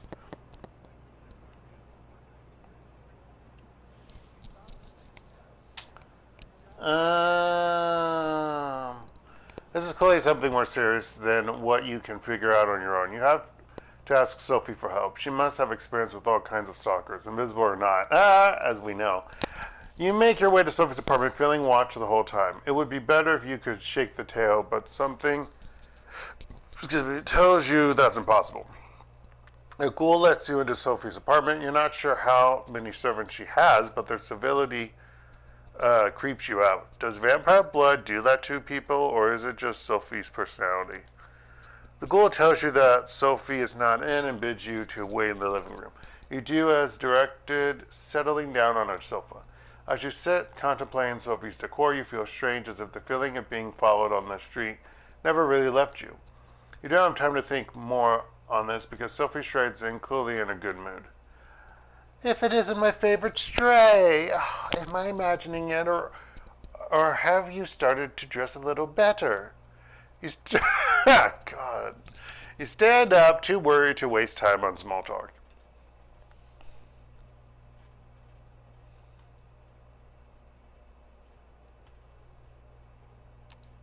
Some kindred turn invisible, right? And they creep after others of their kind? Yes, many do. I'm guessing this is not a chance question. This is a cause for concern, to be sure. In fact, Sophie looks around the room, suddenly startled. I can't believe it. As Sophie stands up, ready to face whatever danger she senses, an invisible force pushes aside her servant, standing in the doorway. You hear the door to Sophie's apartment open and close. Sophie sighs and settles back down as the ghoul disappears into the hallway in a vain attempt to catch the stalker. I suppose I should scold you, but in a town full of Malkavians and Nosferatu, that's probably useless. Sometimes this happens. This is embarrassing. You should be careful. I'll assign one of my servants to watch your haven. You leave Sophie's apartment, chastened and confused. If invisible orlocks and jesters can follow you anywhere, how are you supposed to stop them? Perhaps it's all part of the game the kindred seem to play with each other. Hard to say if that makes it better or worse. That's the second one. Fuck. Oh well, whatever. I actually might quit early, folks, because I'm kind of tired.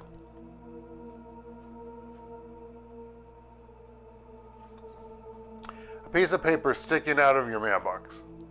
Why does everyone know where I live? Anyway, you're supposed to be able to keep your haven hidden. And then somehow people, if you're not like trying to be in the limelight or some bullshit, in the end, everyone knows where I fucking live. It's a computer printout, a note, and a screenshot from Google Maps. It reads, meet me at the indicated spot tomorrow at 10 p.m. I'll pick you up and we'll talk it out from there, or take it from there. No signature. The place marked on the map is the lookout point near Pier 1 Imports, just next to the Brooklyn Bridge. You check the phone that Mia passed on to you. No new messages, no missed calls. It's all a bit fishy, but there's only one way to find out who addressed this to you. Actually, I remember now who it is. I don't want to do it! Looks like tomorrow evening has just been planned out for you. No, I don't want to do it. No, and they don't allow me to do anything else. You go downstairs. What about the night before? Seriously. You go downstairs as soon as you wake up. One more glance at the phone, but no news from Mia. You take the car down to Brooklyn Park on Front Street and approach the meeting spot cautiously. A figure of about Mia's size is standing there, dressed in an oversized jacket and looking out toward Manhattan. As you approach, you can hear her muttering something. It is true, but I do not think it's true. If I do not think it true, then it cannot be true. And if it cannot be true, then...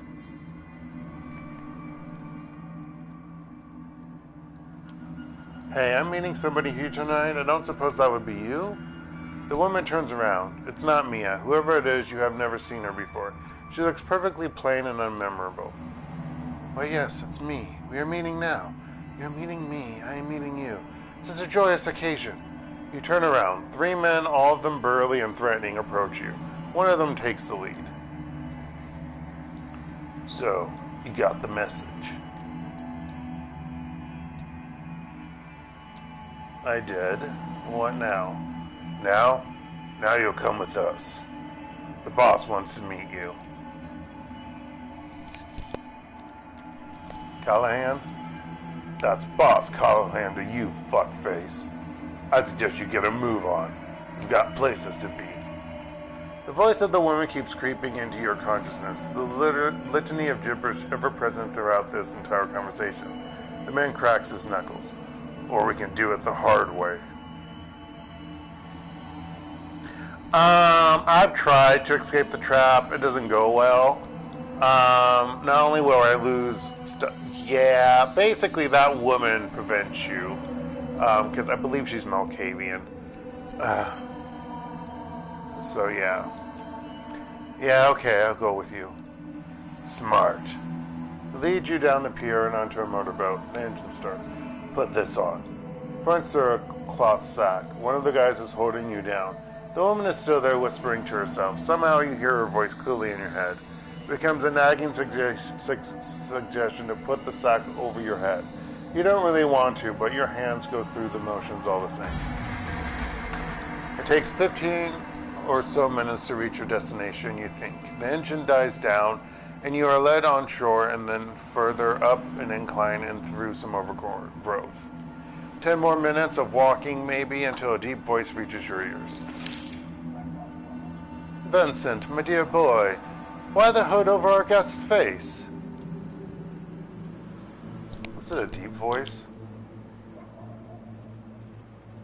Sorry. Vincent, my dear boy, why the hood over our guest's face? That sounds like Dracula. Well, boss, I thought... No, that will not do. How many times do I have to repeat myself, Vincent? You don't have to think. You have to listen to what you're told, yes? I can't do an Irish voice. I apologize, folks. Maybe I have an Irish boyfriend. Okay. Yes, boss. Oh well, take that ridiculous sack off their head, will you? Hood comes off. The owner of the deep voice is a curious sight, dressed in what can only be described as Victorian clothing, with a monocle and grayish-red hair. Is this Callahan? Apologies for Vincent's unacceptable behavior. He can be a little thick sometimes. Isn't that right, Vincent? Yeah, boss, sometimes. A little. I believe you already know who I am. You're a dumb-looking motherfucker. Your boss, Callahan. All right, you are. And I'm guessing you know my role in this city. I represent the Anarch movement, while you... I'm not quite sure what you represent. I have invited you here to find out. Now, let me make myself perfectly clear. I'm disappointed in you. Truly disappointed. But I arranged this meeting to allow you to make amends. First, though, I have to make sure you understand what your infraction was. So, do you know why you're here?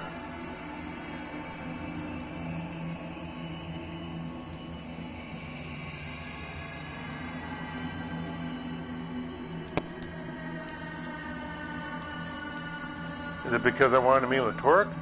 Ah, yes. You're not stupid. So that's a nice change of pace. Torque is the reason you're here. Oh, that little angry trumpet of his, I'm told. Yes? Mia. Oh, how I'd love to get my hands on her gaunt neck and wring it until it breaks. But yes, but see, I'm a statesman, and that's not the prudent thing to do. No, indeed. The prudent thing to do is tolerate both her and that blasted ebony-skinned mentor of hers.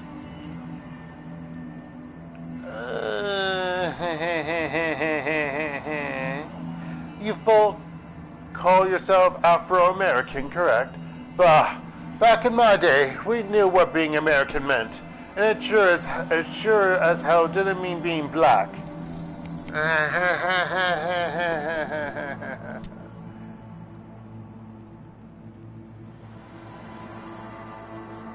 I don't like any of these.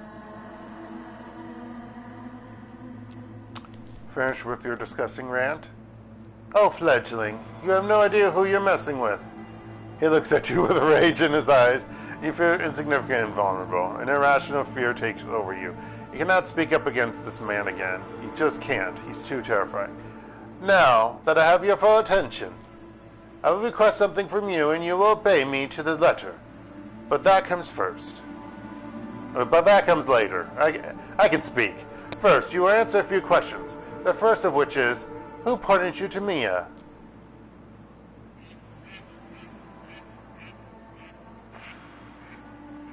Fuck it. I'm curious what happens when you just outright speak the truth. Sophie made me do it. Did she now? Interesting. Why would she want her protege to talk to somebody like me, I wonder? Well, you know I'm a protege.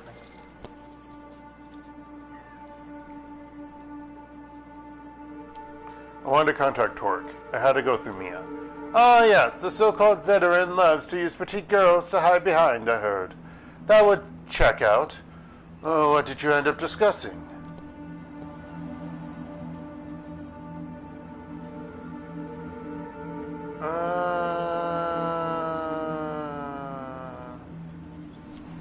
She wanted me to do her a favor, to grill a guy named Bruce about his master's name. Oh, is that so? Vincent, do we know this Bruce? I don't know no Bruce, boss. Well, I am not surprised, Vincent. I'll investigate this myself, later. See, that wasn't hard now, was it? Of course, I can't be sure how much of what you told me was true, and how much of it is worth about as much as yesterday's horse shit. But I'll find out. I always do. When I do, we'll have another one of these nice talks. And maybe, just maybe, you avoid this upcoming unpleasant episode next time. God damn it still happens. Fuck you. He gives Vince a sign and the burly man starts hitting you all over. You feel teeth, ribs, and fingers break. Your foot is mangled under Vince's boot. Your shoulder dislocated, your nose wrecked. And that's enough, Vince. Leave them be. He snaps his fingers in front of your face a few times and checks if you can focus on his face. You can, but barely. I'm a man of principle. Another night I would perhaps put you in a casket, dip it in concrete, and dump it in the Hudson. A favorite of mine during the roaring 20s. Ah, it's been a while. But, like I mentioned before, I am nothing but prudent, and so the interests of the city's kindred must come before my own needs and wants. I will therefore let you continue your existence. Here's what I require in return for this boon. You are forbidden to meet Torque. I'll keep an eye on you, on him. If you want a place with the Anarchs, you go through me and only me. Got it. You have to understand what I made my associates to do to you tonight was just business. We can still work out a mutual beneficial relationship. In fact, it's either that or your final death. Time to go, Vincent. Take the boat back. Leave the fledgling here. I think they have a lot to think about. Sure thing, boss. Pleasure making your acquaintance. Oh, fuck off, bastard. Gallan walks away, as do Vince and his band of thugs. You lie on the ground for a while longer, feeling the blood slowly putting your body back together. Your hunger grows. You can hear the beast calling for sustenance, for safety, for revenge, a distant but pronounced third desire. It's not until you manage yourself enough to appear more as a mugging victim than an impossibly mangled walking cadaver that you hail a passing taxi, and head back to your haven. The whole way there, you are tempted by the beast. Your driver, a 30-something, with a strong Slavic accent and an unpronounceable name on his ID, keeps asking if he should drive you to the hospital.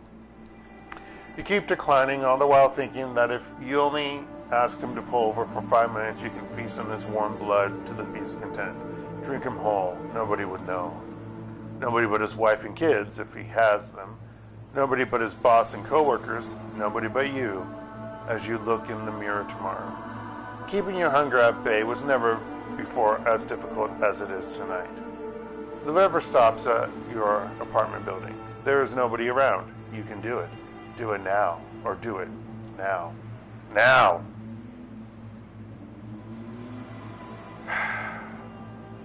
No, because I'm going to drink him whole, and I don't want that. You pay the driver and walk out, fast. Leave the car behind, don't look back. Look back, walk back, feed. No. Through the door, up the stairs, key in the lock, open the apartment, walk in, lock yourself in. Why do I not keep blood in containers in my apartment? I swear to God. The familiar four walls of your haven are a blessing. I mean, I would try to do something like that. Hell, I'll even keep dead corpses of rats in my... I don't care. I'll have something so I could give myself a little pick-me-up. The beast inside you keeps nagging, but you kept it at bay tonight. Not a small feat given your state. You are still weak. You are still not quite mended. You need to rest. Tomorrow you'll have to feed again. Tomorrow you'll have to consider your next move. Callahan is not the kind of man who quits, but tonight you rest. Ugh, gross.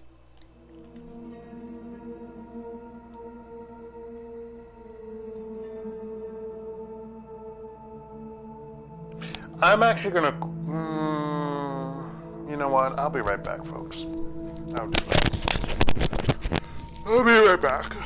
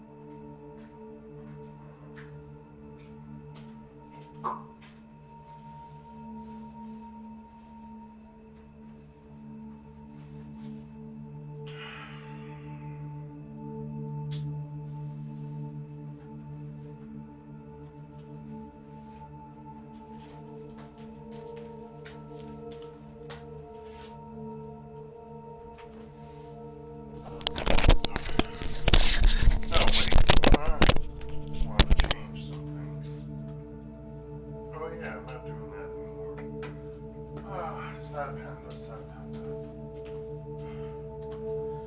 Should be able to take a lot of it tomorrow. Actually, it takes a lot of those tomorrow. I just realized I'm still here for like 2 more or 3. Wait, what week are we ending on? 1, 2, 3. Still 3.5 more weeks until this month ends. This month ends. Okay. Sorry, muttering about things about tomorrow.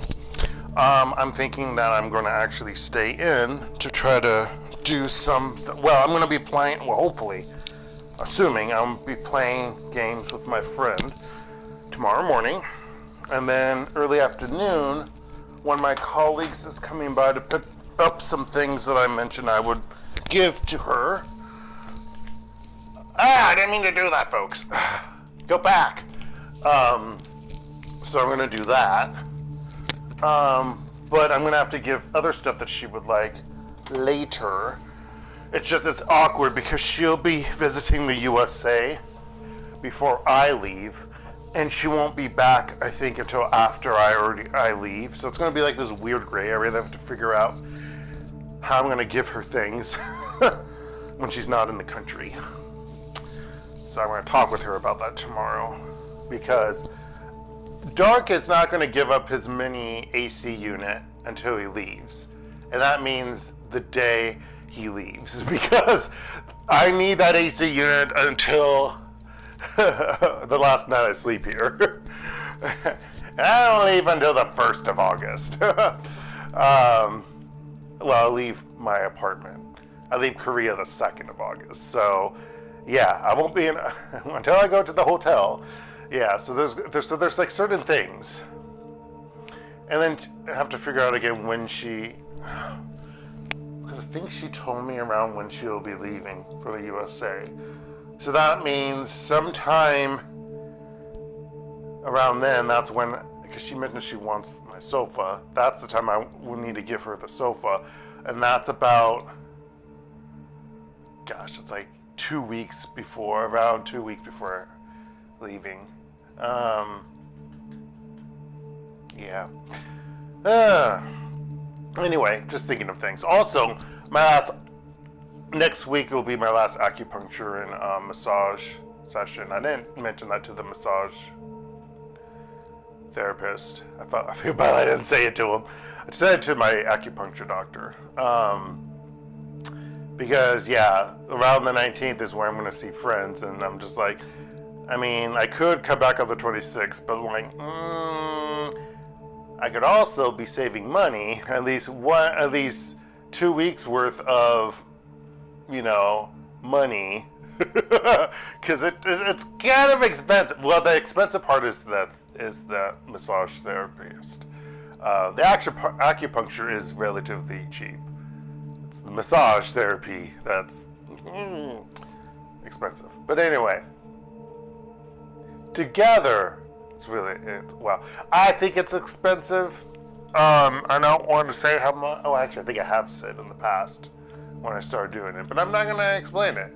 And it's a little bit cheaper than my counseling sessions. That's all I'm going to say. Anyway, all right. This will be the last night or when I feel like quitting, because I'm about on the verge of wanting to quit. So I apologize, folks. A lot of talking. Not enough water. Well, I have enough water, but, I'm just warm because it's crap out. Waking up tonight feels different for 2 reasons. For one, you are pleasantly surprised that your body mended reasonably well while you were resting.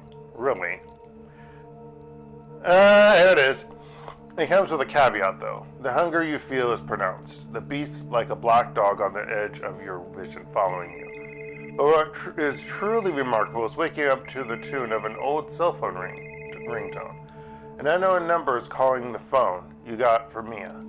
You pick up. Kept that old thing charged after all, huh? You alright? No, actually, I feel like shit. Look, that's too bad, but I don't really care. I was just being polite. I'm calling with good news. Torque has agreed to meet you. There's a pub in the Bronx, Solids and Stripes. Be there tonight. Two things. I wonder if you actually get the name, you won't get beat up. I don't know. No drinking on the premises, so if you want to grab a snack, do it before setting foot in the borough. Okay, I need to do that. And this is an exclusively no powers meeting. We'll be rubbing shoulders with commoners the whole evening. And also, we don't trust you, so keep it casual or you'll blow it. Anything you'd like to add?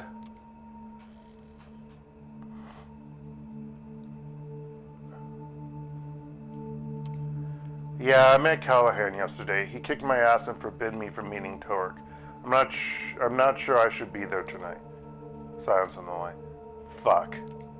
More silence. I can't promise you any protection on your way there or back, but at the pub you'll be in Torque's domain. For all his posturing, Callahan doesn't have the balls to strike Torque directly. We'll post additional lookouts on watch. That's the best I can do. If Callahan got under your skin, I get it. I was in that spot once or twice too. All I've got to say is, the risk is worth it. If you don't show tonight, I won't blame you, but it's a one-time offer only. You gotta hedge your bets. Just don't do anything stupid. You meet with us tonight, it better be in good faith. She ends the call. What's funny is that no matter how, because this is a visual novel, most visual novels have like it's a one-way trajectory. Not all visual novels, but certainly a majority of them are. Because this is most visual novels are story-driven, so that makes sense. So yeah, it's similarly going no matter how I did it. Like, even when I was saying, I want to be an anarchist, or I'm independent, or blah, blah, blah, still it's the same route and you still get your ass handed to you. So, yeah. First things first, you take the subway to, no, I need a drink! to York Street Station, walk to Front Street, retrieve your car, and weigh your options while driving back to your haven. Yeah!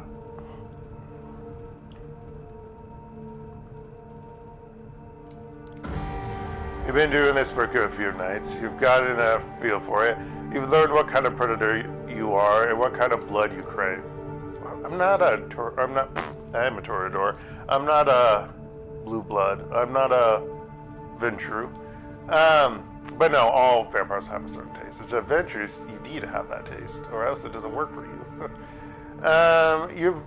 You're so caught up in yesterday's problems and in this cloak and dagger debacle you're now a part of, that the hunt feels almost automatic and casual tonight. A fragment of your surroundings surrenders control. What? A fragment of you surrenders control. There we go. Just minutes after you find your victim, coax them and drink from them, you find you've forgotten their face and how they were dressed. Then they hit you once you look at yourself in the car's rearview mirror. This was wrong. You can't let this become the norm. You hurt somebody, a human being. You're a monster. You need to stay mindful of this. You're a monster, but unless you let yourself off the hook, you can hold on to your humanity, not let yourself slide down the spiral. Wait, what? Wait, hold on. You mean I, killed them? Wait, if I killed them, why is they're still red? That's a lie. Instead of clearing your mind, this clouded it further, and you are still no closer to a decision. How about another suck?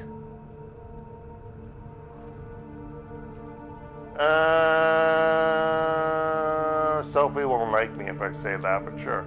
It's hopeless. Callahan knows you'll be seeking Torque out. Somebody left that note at your apartment so they know where you spend your days. It's all too risky. Sophie will have to come up with another plan or just do it her own damn self. Step out her haven, not looking forward to the conversation you're about to have. Sophie's not home when you arrive. You wait for her impatiently, all the while considering whether this is the best course of action. When she does come in, a good hour after you arrive, she's all smiles and warm. Lamar, good evening. How is your task going? You have something for me, perhaps? Sophie, things got complicated. I don't want to meet with Torque. The warm atmosphere immediately grows cold, as does Sophie's demeanor. I thought I made it clear made a clear request of you. What do you mean you don't want to meet with him? Listen, Callahan's goons grabbed me yesterday and forced me to meet him. It was very clear that I cannot be seen talking to Torque or he'll have me killed. Oh. Something like pity appears in her eyes for just a moment. She looks at you, disappointed and sad, then her features sharpen. I understand your concern. Nonetheless, I would ask you to continue, even if it's risky.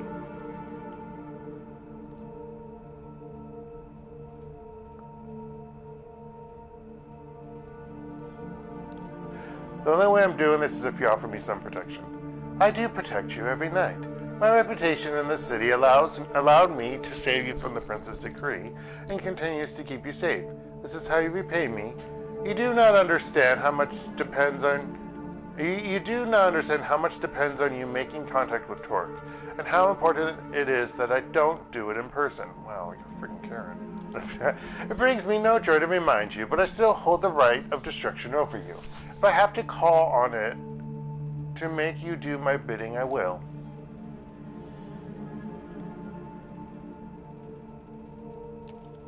Come on, you can't be serious. Are you really threatening me with final death over this? It shows that you really do not grasp how important your task is. Suddenly, Sophie's demeanor changes entirely. Although her features do not shift, she is now a source of fear for you. She is grim, determined, and seems utterly impossible to negotiate with. You will leave now and go back to the task at hand. You will not return until you have set up the meeting. Do I make myself clear? Yes, Sophie. Really? I didn't say that. Good. And Lamar, do it quickly. Time is running out. If it does, you will be of no more use to me. Bitch. I don't think I did that last time, or any time. Yeah. That final threat hits hard. You take your leave quickly, eager to get away from Sophie's terrifying presence. You relax a bit in the car, but are still certain that you must obey her. It's that or your life. Let's drive around. You do intend to visit Torque tonight, but you decide to drive around a bit first. Something tells you there might be somebody tailing you. It sounds sensible to drive and lose them. You spend a good 2 hours looking in your rearview mirror and drive all over the city before finally driving to the Bronx. You take some basic precautions. Okay, we're going to end it here, folks. No, not yet. You take some basic precautions as you enter Torque's turf. You park a few streets over from where the pub is and walk towards it while keeping an eye out for anyone suspicious. That Kindred, for the most part, looks no different than regular people.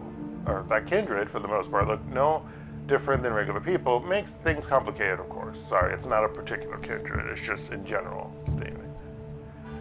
If you're being followed or watched, it's going to be hard to tell.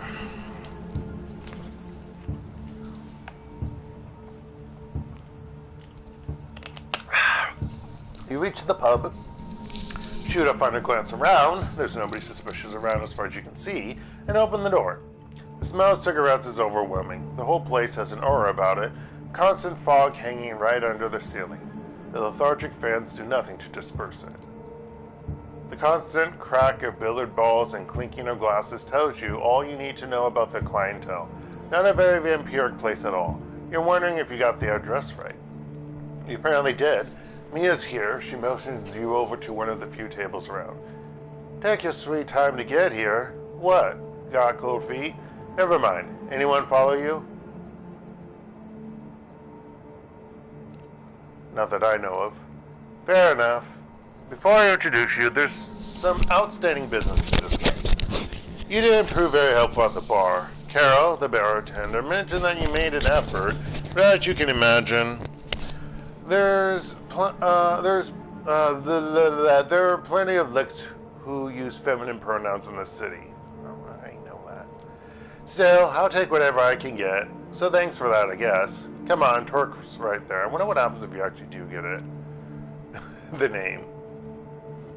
You walk toward one of the tables. A guy in a coat and hat leans over to take his shot. He's way ahead of his opponent. The table is clear of his balls, save for the 8-ball in a tricky position. Hey, they're here. See, look, I like how he looks here. Not in the second game, but I understand. based on what happens. Be with you in just a moment. The hit is fast, precise, and sends the black ball exactly where its player wanted it. His opponent lets out a frustrated sigh. That's that. I believe that's 150 American dollars, Joey. You want to pay up now or up the stakes again? The disgruntled man accepts his defeat and pays up, then declares he's going to grab another beer. To the victor go the spoils. Thank you kindly. He turns his full attention. I don't know what voice I'm giving him. I don't have it because I'm tired, folks. He turns his full attention to you. The man is good looking, if somewhat gaunt and intense. His eyes especially seem to pierce through, or right through to your core, but not in an unpleasant way. Name's Torque. I believe you're Lamar, Sophie Langley's new plaything. Is that right? How does everybody always know that? You Anarchs too. How does everybody always know that? Word travels fast when you care to listen, fledgling. We wouldn't be talking tonight if I hadn't learned that a long time ago. Forgive my being real with you right off the bat, but I like to know who it is I'm dealing with. So here's something that I've been scratching my head about. If you're with Langley, and Langley's Cam through and through, I'm told, what is it? What is it you've come to accomplish here tonight?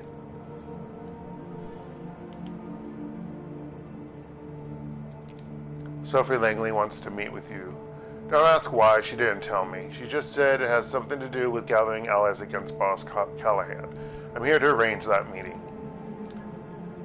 The fuck? I knew nothing about this, T. They lied to me. No, you never asked, and I didn't lie to you about anything. This wasn't the other game playthroughs. Mia's furious. She looks at the pool cue and at you as if she was figuring out the best combination for the two. It's fine. I appreciate the honesty, even if you weren't straight with my second in command. That I don't appreciate. Bullshit. I didn't lie anything. I did want to meet with him. Well. Ain't that an interesting proposition? You can't be serious thinking about meeting with Langley. She's hardline Cam. It's a trap. It must be. It just might be. It just might. He looks at you, pierces you with his unnaturally keen eyes. He's about to say something when a door opens at the back of the room. Hey, Torque, you, got a guest. They're in the back. Mia, won't you be a dear and keep our new friend company? I'll see what the commotion is. Sure thing. Torque tips his hat to you and walks to the back, joining the man who called for him. Mia glowers at you this time, weighing one of the pool balls in her hand. She looks like she has half a mind to chuck it at your face. You gotta be quite happy with yourself, bluffing your way in here.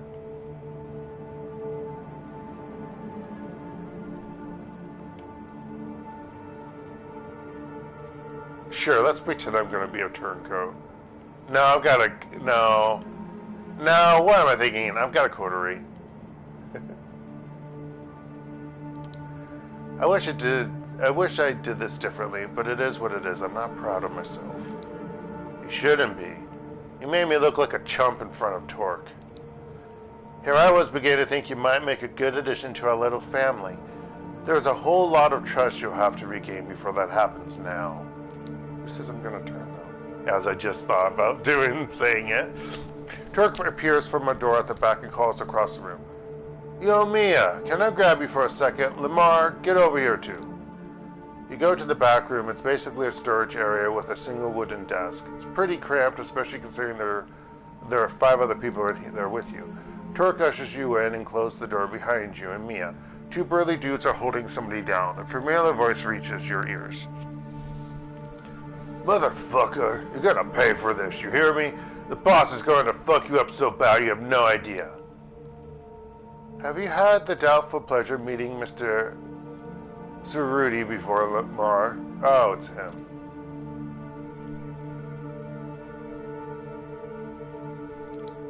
Yeah, we met yesterday. You're fucked. You're so fucked you don't even know it. You stupid piece of shit. I should have ended you yesterday. The boss told you to stay away. You should have listened. That's a story and a half, ain't it? Vince, calm down now and tell me how many of your guys are still out there on my turf. Go fuck yourself. You're done. The boss would know this stupid piece of shit fledgling came here. He knows they're with Langley. You know what that means, Torque. No, I don't. What does it mean, Vince? Now the boss can wipe you out. He'll just say you're sucking Langley's tits, and all those buddies of yours, gone. You're done, Torque.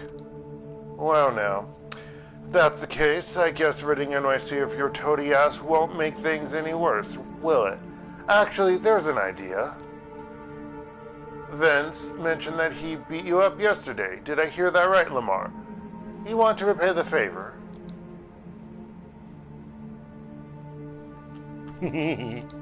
Gladly. Go right ahead. Damn it, I can't stake him. Damn it! I'm not a beast mode. I heard Vince a lot. You hit Vince once, twice. He's chuckling in the beginning, but you focus your blood with some extra oomph and keep hitting him. Again, more until he stops laughing. He's bruised, battered, and broken. The two Anarch dudes let go of him, and you kick him some more while he's on the floor. Only stop when you hear Torque's voice. Enough's enough, Lamar. He takes an old pool cue and breaks it over his knee. Stake him and take him downstairs. Let's keep Callahan guessing about what happened to his favorite puppy. Mia takes the sharp pool of wood and jams it into Vince's chest. His features grow slack, his entire body inert. He doesn't even give out a yelp. The other two Anarchs take him out of the room. As entertaining as that was, I think Vince and his unmatched wisdom shared more than Callahan would hope for. This changes things. Ever heard about Operation Lights Out, Lamar? It was the Second Inquisition effort here in NYC. A single night of raids at a magnitude never seen before or since. The Ivory Tower got away with just a few losses here and there. No major players were hit. They managed to find safe spots and stay out of the eye of the shitstorm. Us, though, we got hit hard, all over town. Havens were rooted out, entire coteries and safe houses gone, just like that. Nobody saw it coming. I barely got out in one piece. Mia looks at him with concern and puts a hand on his arm. He shrugs it off gently but surely. Others like my child Barb, or Mia's sire, is extinguished. But you know who got out without a scratch? Callahan. We've thought about it for the past few years. How is it that a big B managed to excuse himself from the Staten Island Museum where we used to meet, just before vans full of guys in body armor show up? Probably showed up.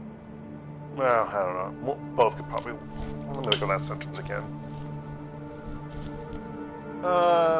Where we used to meet just before the vans full of guys in body armor show up. Managed to excuse himself from the... No, I think that's correct. How is it that, as my baby is burning up after being shot with incendiary rounds, I also see Doug Callahan running with his tail between his legs, pushing fledglings like you in the path of the SI? We think the bastard knew what was coming, and he set us up. Not just us. Some of our brothers and sisters who got hit had some of the lowest profiles in the city's slick population. The moral of the story, Callahan is an opportunistic motherfucker. And if even his thickest followers suggest he's going to sell me out, then that's what he's going to do, as sure as the sun rises. He pauses for a moment, and you see him reaching a decision. You said something about Langley having an offer for me. It might be your fault, in part, that I'm at this juncture. But now is going to be a good time as any to listen to what she has to say. I don't think that's wise, T. Well, what would you have me do then? You said it yourself. It's all this fledgling's fault. They brought this on us, so let's use them as a bargaining chip. Callahan wants them, Langley needs them. They're valuable.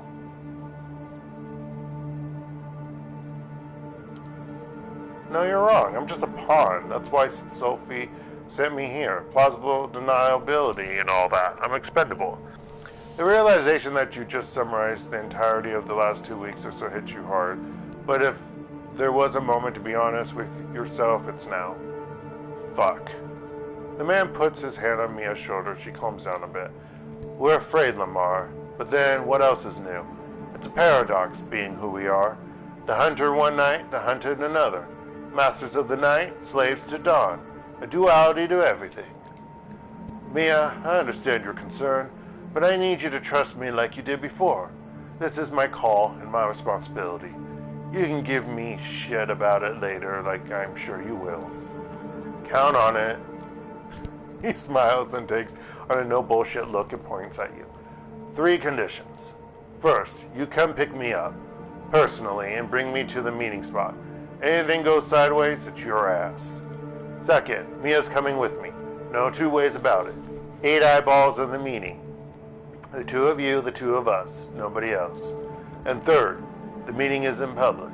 Downtown, some spot frequented by mortals. We see you take us anywhere fishy, we check out and fuck you up as a message to Langley. I count on it. No, I count on... Wait, no, Maggio. I count on it not coming to that, though. You seem likable enough. The cam hasn't gotten its talons into you yet.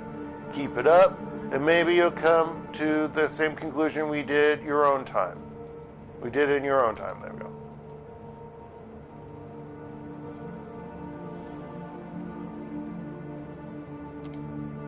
I'll make sure to repeat your conditions to Sophie. You do that. Best be on your way. Ask for me here and... Best be on your way. Ask for me here when you need me. Bartender knows how to get in touch. Just ask him to put the owner on the line. Mia walks you to the door and accompanies you to your car. Listen, about what I said before. Yeah, what about it? I panicked. That's all that was. It was unfair what I said. If anything, it's my fault. I'm angry with myself, and that makes me angry with you. Ah, forget it. See ya. She starts walking back to the bar as you start your engine and head back to Sophie's apartment. Time to give Sophie the news. The fear you felt when you left the apartment might not be there anymore, but the atmosphere is still frigid when Sophie addresses you upon entering. Tell me you have something for me. You nod. She brightens up, just a little, more like sun rays glistening on frost than the radiance you know she's capable of. Well, let's hear it. What did Torque agree to? You relay the Anarch's leader's conditions. You're to pick him and Mia up. The meeting should only include the 4 of you, and it should be held in a public space. Fine. I would ask you to pick them up tomorrow. How about Hudson Yards, the top of the vessel? Meet me there after midnight. I'll be waiting for you, but do try to be on time.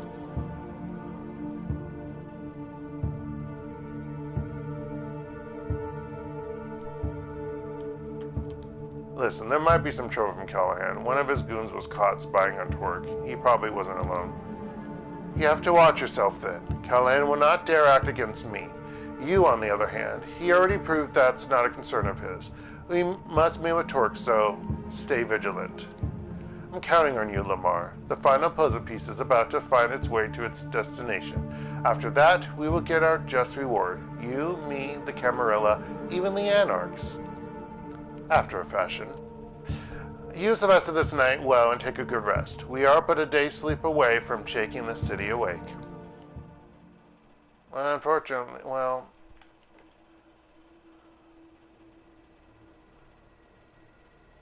I want to suck him off. No, that sounds bad. Anyway, I'm going to end it here, folks, because I'm tired. I'm going to watch some more YouTube videos. Anywho.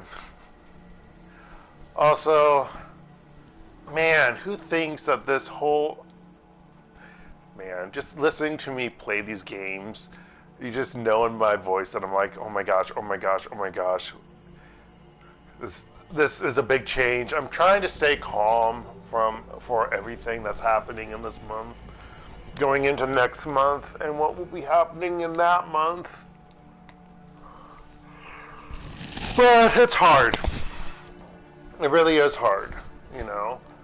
I don't know how my interview will go for that particular college in the USA, whether or not I'm good enough or will be doing well. And yes, that's self-doubt in myself, and of course, because that's me, even though I know I'm perfectly capable. I did it here.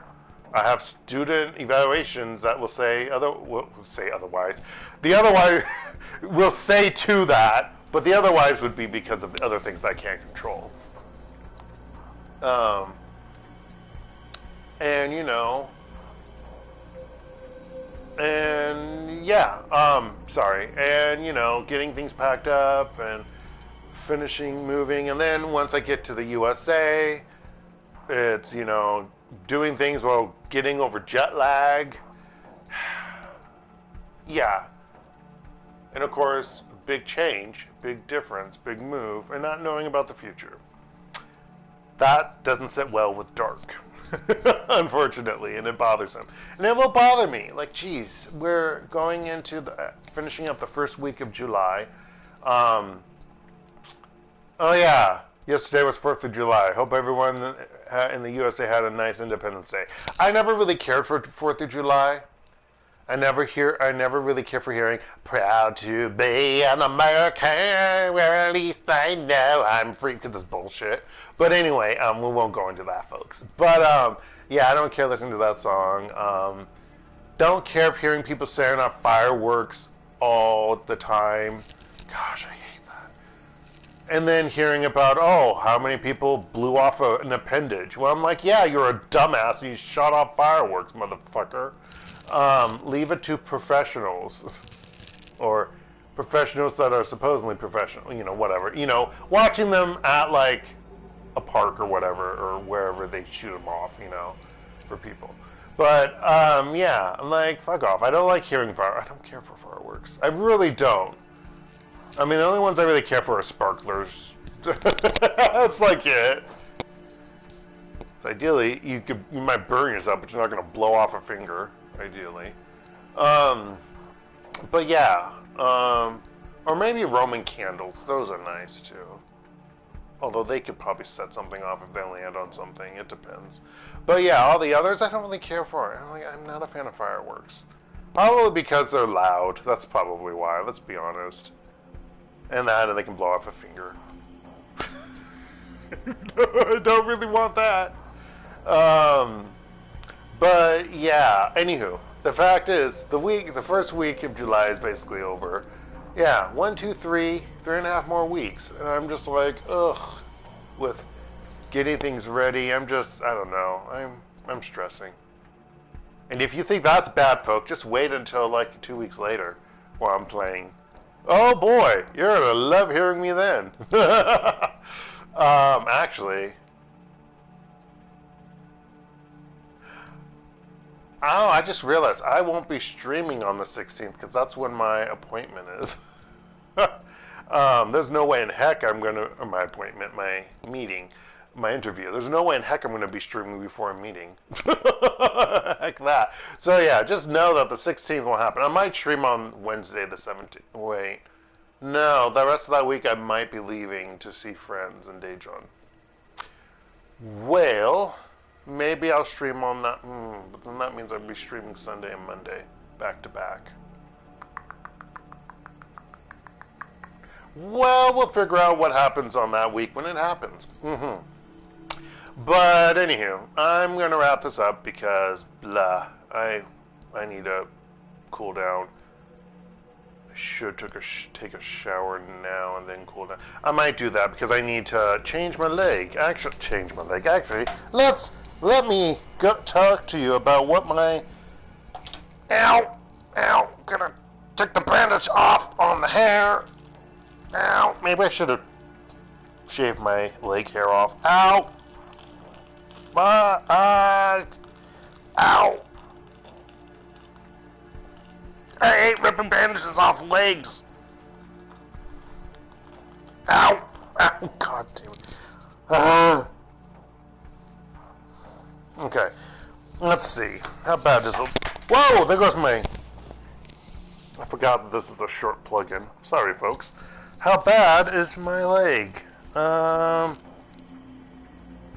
not that bad. I don't think it's that bad. Here, let me turn on the light. You all can't see it, obviously.